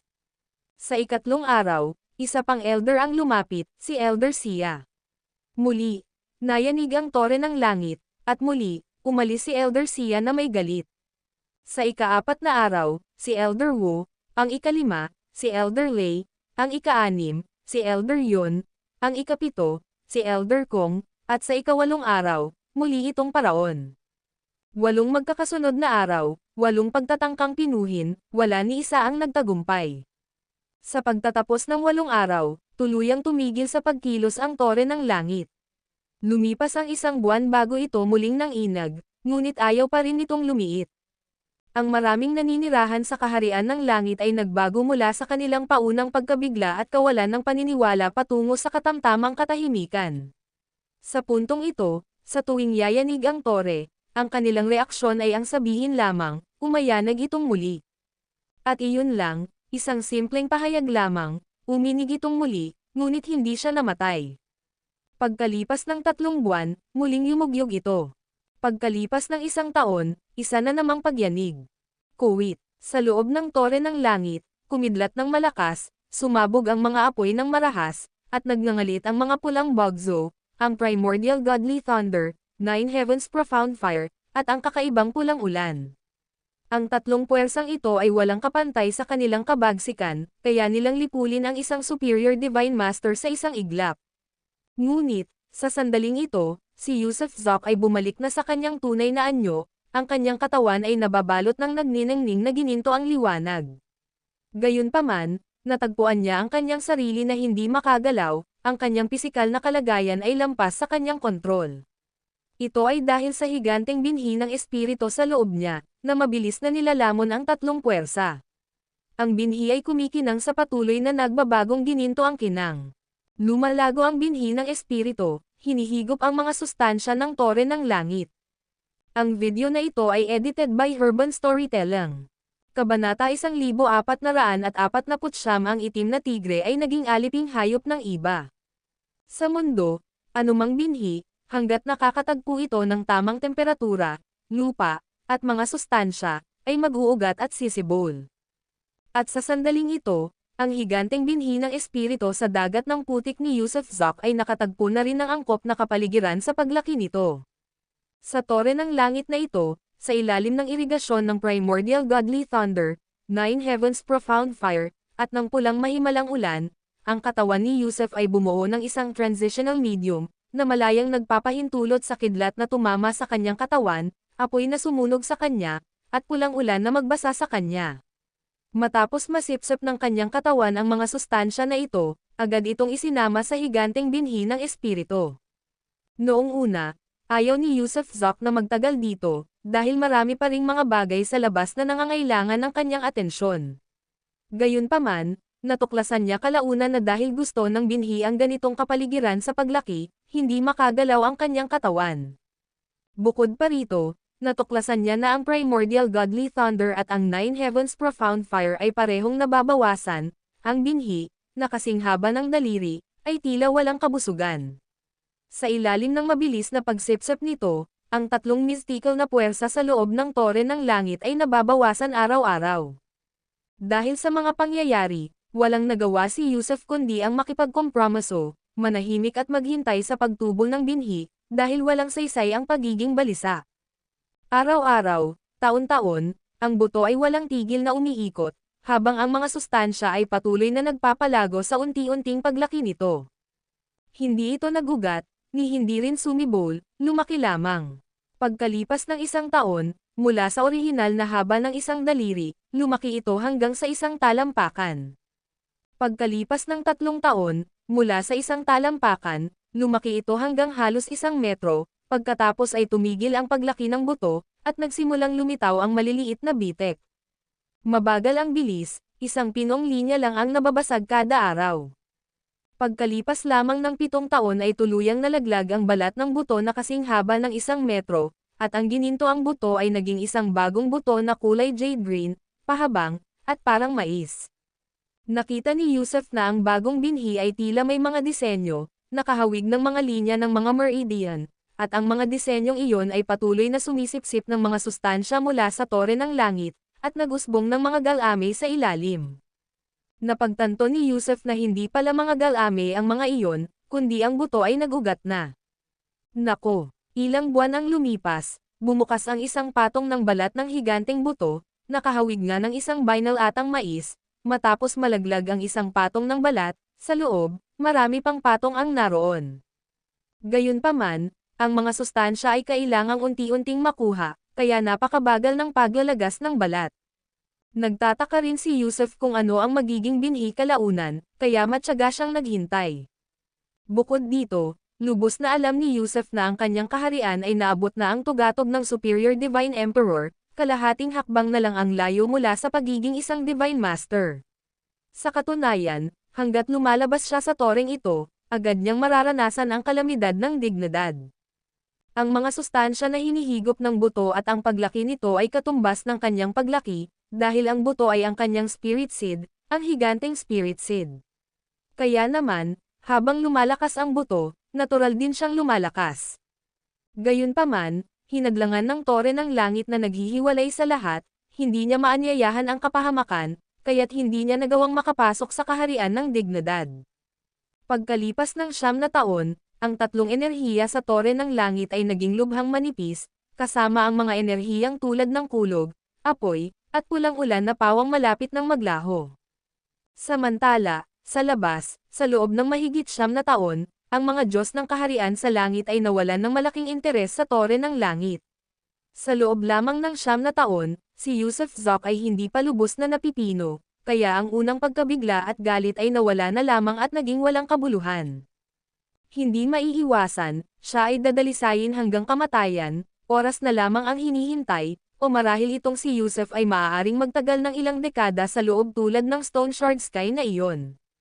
Siyempre, sa mismong sandaling ito, ang kontinente ng langit ay nasa isang pambihirang estado ng tensyon, dahil sa buong paligid ng kaharian ng langit, lalo na sa mga nakaraang buwan, sa mga hangganan ng East Sea, South Wilderness, West Sands, at Northern Snow Mountain, maraming celestial beasts ang lumitaw.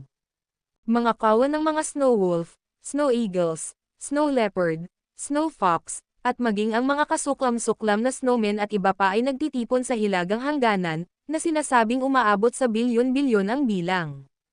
Sa baybayin ng East Sea, maraming serpent ng dragon sa dagat, mga igat sa dagat, mga inang dagat, mga unggoy sa dagat, at mga sirena ang lumitaw ng hindi mabilang na bilang. Sa timog, lumilitaw ang mga kayeg ng mga paro-paro, mga insektong may 5 lason, mga unggoy na banal, mga torong langit, mga oso sa langit, mga gagambang may mukha ng tao, at mga paro-paro na may mukha ng tao. Sa hangganan ng kanlurang disyerto at ng mainland, lumitaw ang napakaraming sky scorpion, sandmen, bald eagles, at iba pa. Pawang mga celestial beast ito, isang nakakatakot na bilang, na sumasakop sa buong mainland. Total, malapit na ang 10 taon, at ang paglitaw ng napakaraming celestial beasts na ito ay paunang pahiwatig lamang ng nalalapit na pag-atake ng Heavenly Demon Imperial Clan sa mainland. At natural lang, ang kontinente ng langit ay hindi uupo at maghihintay ng kapahamakan. Sa ilalim ng panawagan ng 8 dakilang pamilya, sa pangunguna ng iba't ibang primera klaseng pamilya, hindi mabilang na banal na mamamayan, mula sa lahat ng sulok ng mundo, ang sumali sa mga pribadong hukbo ng bawat pamilya ng 8 dakilang pamilya. Pagkatapos, isa-isa, ang mga pribadong hukbong ito ay tumungo sa mga pangunahing linya, habang pinakilos ng 8 dakilang pamilya ang lahat ng banal na mamamayan na kaya nila, at pinalaya pa ang mga banal na alipin mula sa mga minahan para sa serbisyo militar. Mula timog silangan hanggang hilagang kanluran, mula sa lahat ng direksyon, araw-araw ay hindi mabilang na mga banal na barko ang dumarating at umaalis. Ang mga pribadong banal na barko ay naghahatid din ng mga materyales sa supply, sa madaling salita, ang buong kaharian sa langit ay gumagalaw. Sa mga taong ito, ang mga hukbo ng mga bandido na pinatahimik ng 8 mahusay na pamilya ay nagtungo rin sa mga unahan upang harapin ang hukbo ng Celestial Beast. Bukod dito, sa loob ng 9 na taon na ito, ang 8 dakilang pinuno ng angkan at ang iba pang 24 na nangungunang eksperto ng 8 dakilang pamilya ay pumasok din sa altar ng Diyos para sa paglilinang, at kamakailan lamang ay lumabas sa pag-iisa. Pagkatapos lumitaw, ang 32 taong ito ay tila 12-dosenang beses na mas malakas kaysa dati, lalo na ang 8 dakilang pinuno ng angkan, na tila may paparating na tagumpay, na parang nalalapit na sa bingit ng kahusayan. Ang paghahanda para sa labanan, paghihintay sa labanan, pagtatanggol sa Heavenly Realm, ang naging sigaw ng pagtitipon. Bukod kay Landon Torres at 8 Superior Divine Masters na natitira sa gitnang Eternal Hall, ang 8 dakilang pinuno ng clan ay nagtungo sa 8 direksyon upang pangasiwaan ang mga labanan. Ito ang mapagpasyang labanan sa pagitan ng mga banal na mamamayan at ng mga celestial beast. Kapag bumagsak ang mga tao, ang makalangit na kontinente ay magiging paraiso para sa mga celestial beast. Gayunpaman, sa mga taong ito, ang balita tungkol sa mga sinaunang Diyos ay naglaho ng walang bakas, nang walang naririnig na anumang balita tungkol sa kanilang pagbabalik. Tila walang ginawang aksyon ang mga sinaunang Diyos. Tanging ang mga celestial beast at ang mga banal na mamamayan ng Heavenly Realm ang nagdudulot ng kaguluhan. Isang buwan bago nakakulong si Yusuf Zok sa tore ng langit ng buong 10 taon, lumitaw ang mga bakas ng demonyong langit na itim na tigre sa direksyon ng dagat silangang. Isang tagamanman ang nagulat na nakakita siya ng isang taong nakasakay sa isang itim na tigre na nagpapatrolya. Sa timog, lumitaw ang mga bakas ng Celestial Beast Asher Dragon, na may nakatayong isang tao, na ilang daang metro ang haba. Sa kanluran, may mga bakas ng mabangis na ibong apoy. Sa hilaga, lumitaw ang Celestial Beast na si Kilin. Ang Sky Demon Black Tiger, Fierce Firebird, Asher Dragon, at Kilin ay mga makapangyarihang Celestial Beast mula pa noong sinaunang panahon, mga bihirang uri ng hayop na nakatakdang malipol, at ngayon, may isang taong nakasakay sa kanila ang lumitaw sa hangganan. Ipinapahiwatig nito na paparating na ang mga dignitaryo ng Heavenly Demon Imperial Clan, at malapit na silang dumating.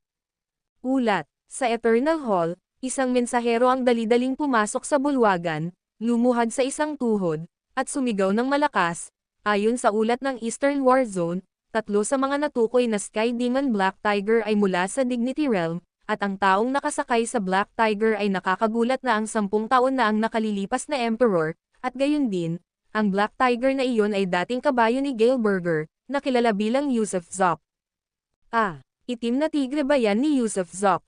Natigilan si Landon Torres, nagtataka kung paano napunta ang itim na tigre ni Yusuf Zok sa mga Celestial Beast bilang isang kabayo.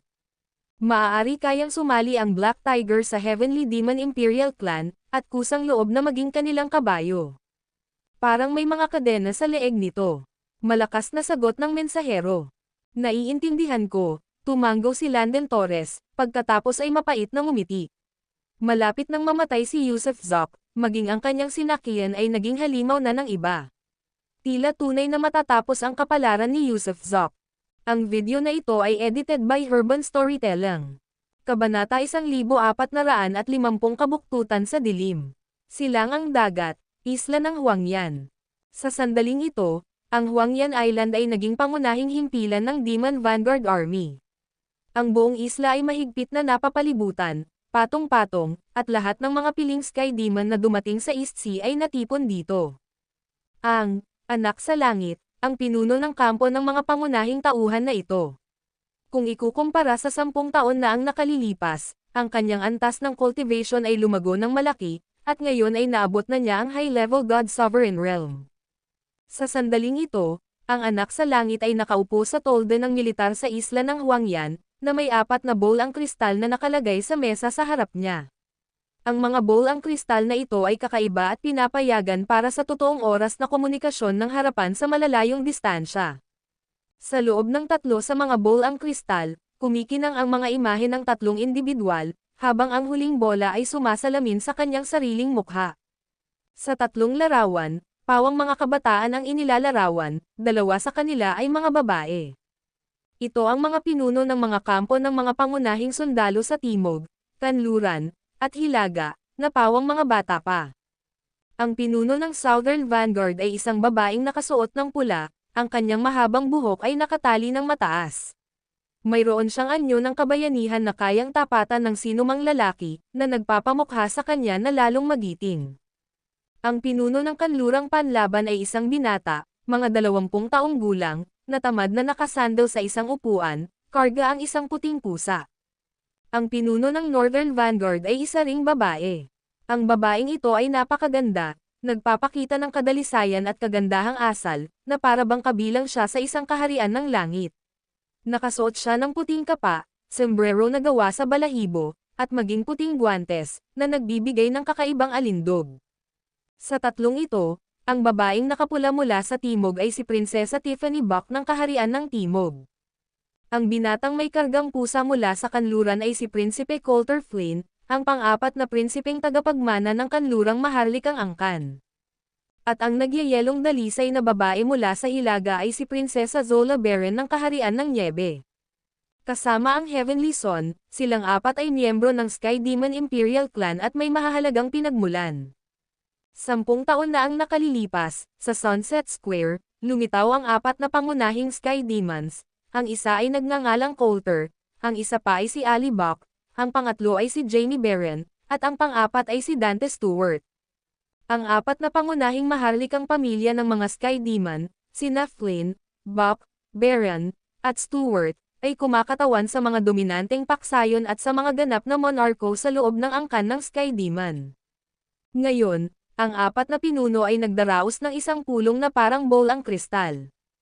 Hatol na kamatayan ito, sabi ni Coulter Flynn, ang pang-4 na prinsipeng tagapagmana ng Western Royal Clan, habang karga ang kanyang pusa. Ang isang Vanguard, kung tutusin, ay isa lamang pamatay kanyan, isang death squad. Para sa akin, hindi ako bayani. Mananatili lang ako sa likuran at maghihintay na makahabol ang mga pangunahing puwersa.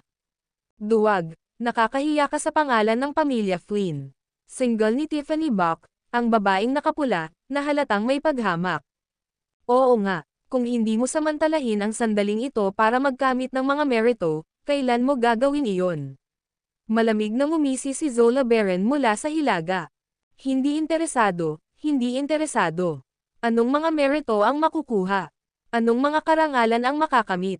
Ako ang pang-apat sa hanay. Ang posisyon ng prinsipe ng korona ay hindi ko maabot.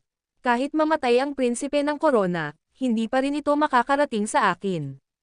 Isa pa, hindi mamamatay ang prinsipe ng korona, komportable siyang nakaupo sa bahay. Kaya bakit ako magpapatuloy sa pakikipaglaban at pagsigaw, para lang wala akong mapapala sa huli? At kayong tatlo, sina Dante Stewart, Zola Baron, Tiffany Buck, kahit na makalusot kayo sa Sunset Square, ano ang mapapala ninyo? Mga aliping tao at kayamanan lang. Hindi ninyo makukuha ang trono. At ipaalala ko sa iyo, ang kontinente ng langit ngayon ay puno ng mga anak ng paglikha. Kunin nating halimbawa ang ikatlong anak ng pamilyang Torres. Ang lalaking iyon ay isang napakalaking henyo na minsan lamang lumilitaw sa loob ng hindi mabilang na milenyo. Kung makakasalubong mo siya, patay ka. Hindi pa kasama rito, marami pang ibang mahuhusay na individual. Ang 8 dakilang pamilya ay hindi madaling matalo. Dahil sa ugali mo, bakit pa tayo nakikipagdigma sa kontinente ng langit? Galit na sabi ni Tiffany Buck. Kayong lahat ang dapat sisihin, hindi ako. Isa lamang akong sisi na pinili ng 2 pangkat sa loob ng aking pamilya. Kaya heto ako, minamahal ang aking pusa at ninanamnam ang aking mga natitirang araw. Ang ganitong klase ng pananakot ay nararapat lang na balatan ka ng buhay at durugan, single ni Zola Baron sa kanya, halatang naiinis na sa kawalan niya ng ambisyon. Hey, tapos na akong makipag-usap sa inyong lahat. Pero kung magkakaroon tayo ng pagkakataong magkita, mahal kong mga kapatid, maaari ko pa ring pag-usapan ang buhay kasama kayo, sa kama. Mawala ka, Tara na. Sabay na binasag ni Tiffany Buck at Zola Baron ang kanilang mga bowl ang kristal, naiwan na lamang sina Coulter Flynn at Dante Stewart. Sa totoo lang, naiinggit ako sa iyo, mahinang sabi ni Dante Stewart. Mabuti na lang at alam mong wala kang makukuha sa huli. Kahit na makamit natin ang pangwakas na tagumpay, malamang na maitapon ako at mahubaran ng lahat. Pero kahit ano paman, hindi ako nakikipaglaban para sa trono. Ang gusto ko lang ay ang altar ng Diyos, ang mga kwalifikasyon para makaakyat dito. Hanggat makakapasok ako, iyon ang magiging pinakamalaking gantimpala para sa akin. Akala ko mas interesado ka sa mga babaeng tao, natatawang sabi ni Coulter Flynn. Ngayong nabanggit mo na ang mga babaeng tao, talagang interesante sila, dinilaan ni Dante Stewart ang kanyang mga labi at ngumisi. Kaya nga naghahanda akong mangolekta ng ilan sa pagkakataong ito. Siya nga pala, Flynn, ano ang meron dyan sa Tore ng Langit sa Sunset Square? Bakit nakatayo pa rin iyon doon? Para itong pagpigil sa isang tao, na tila hindi pa rin lubos na napino. Kahanga-hanga ang divine skills ng taong iyon, 10 taon na ang nakalipas, at hindi pa rin nila siya napatay. Nako, narinig ko na ito. Hindi ko inaasahan na may ganito kalakas na tao sa kontinente ng langit. Pero magandang balita iyan para sa atin, tutal, pinipino nila ang isa sa sarili nilang mga tao. Hindi mo naiintindihan, sabi ni Dante Stewart na may nakakairitang ngiti. Ang pangalan ng taong iyon ay Yusuf Zok. Ang kabayo niya ay naging alipin ko na, at ang babae niya, ay ipinangako na sa panganay kong kapatid. Ang babae niya, segunda mano na siguro siya ngayon, di ba? Anong problema sa angkan ni Stewart na basta na lang kumukuha ng kahit sinong babae? Ang panganay mong kapatid ang prinsipe, ang magiging pinuno. Bakit naman siya magpapakasal sa isang segunda manong babae? Hindi mo maintindihan. Isa sa atin ang babaeng iyon, miyembro ng Sky Demon Clan, at birhen pa rin. Pero higit pa riyan, napakapang-akit niya. Ang pagtingin pa lang sa kanya ay hindi mapigilan ang pagtibok ng puso ko. Isa siyang likas na manunukso. Hey, ito ang pagkakaiba sa katayuan. Ang panganay mong kapatid ay maaaring kumuha ng asawa ng iba, samantalang ikaw ay maaari lamang kumuha ng kanilang sasakyan. Halata naman ang pagkakaiba, hindi ba? Hey, mahaba ang kinabukasan. Sino ang magsasabing hindi liliit ang agwat? Nagningning ang mga mata ni Dante Stewart sa ambisyon, isang malinaw na tanda ng kanyang mga mithiin. Pagkatapos magsalita ni Dante Stewart, isang biglaang pagyanig ang sumiklab sa langit at lupa. Sa isang iglap, ang isla ng Huangyan ay nalubog sa matinding kadiliman, napakadilim na hindi makita ang kanilang kamay sa harap ng kanilang mukha. Wuhu! Wuhu! Umalangaw-ngaw ang tunog ng mga busina, at lahat ng tao sa isla ng Huangyan ay binalot ng takot sa gitna ng napakadilim na kadiliman. Napatalon sa takot ang anak ng langit, naghahandang lumipad palabas ng tolda. Gayunpaman, sa sandaling iyon, isang kamay ang lumitaw mula sa dilim, pinunit ang tolda at inabot ang loob.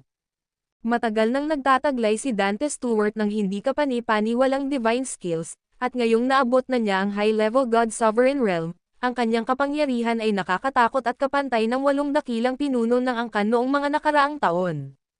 Ngunit nang akmang lalaban na sana siya, binuhat siya ng kamay na iyon mula sa kadiliman, mahigpit na hinawakan siya kaya hindi siya makagalaw.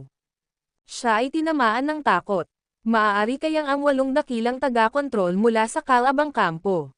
Sino kaya ang ganito kalakas? Nako, ang kinis at ang lambot ng balat. Nako, hindi rin maliit ang maliit na ibong ito. Pero ang pinag-uusapan mo ba ay ang hinaharap ngayon lang? Anong hinaharap? Wala ka. Hindi kita bibigyan ng isang boses ang umalangaw-ngaw. Hindi ito lalaki o babae, hindi rin mahina o matigas, parang pinaghalong tandang at pato. Ang magaspang at nakakapasong tono ay nakakapang-inag sa gulugad. Sa sandaling iyon, muntik nang mabasa ni Dante Stewart ang sarili, hindi dahil sa takot sa kapangyarihan ng taong iyon, kundi dahil sa matinding pagkasuklam. Walang dod ang isa itong Maniokis, dahil hinihimas pa siya ng kamay habang nakahawak sa kanya. Kahit ano ay pwede nang kapkapan ng taong ito, ano pa ba ang mga taong iyon kundi isang Maniokis?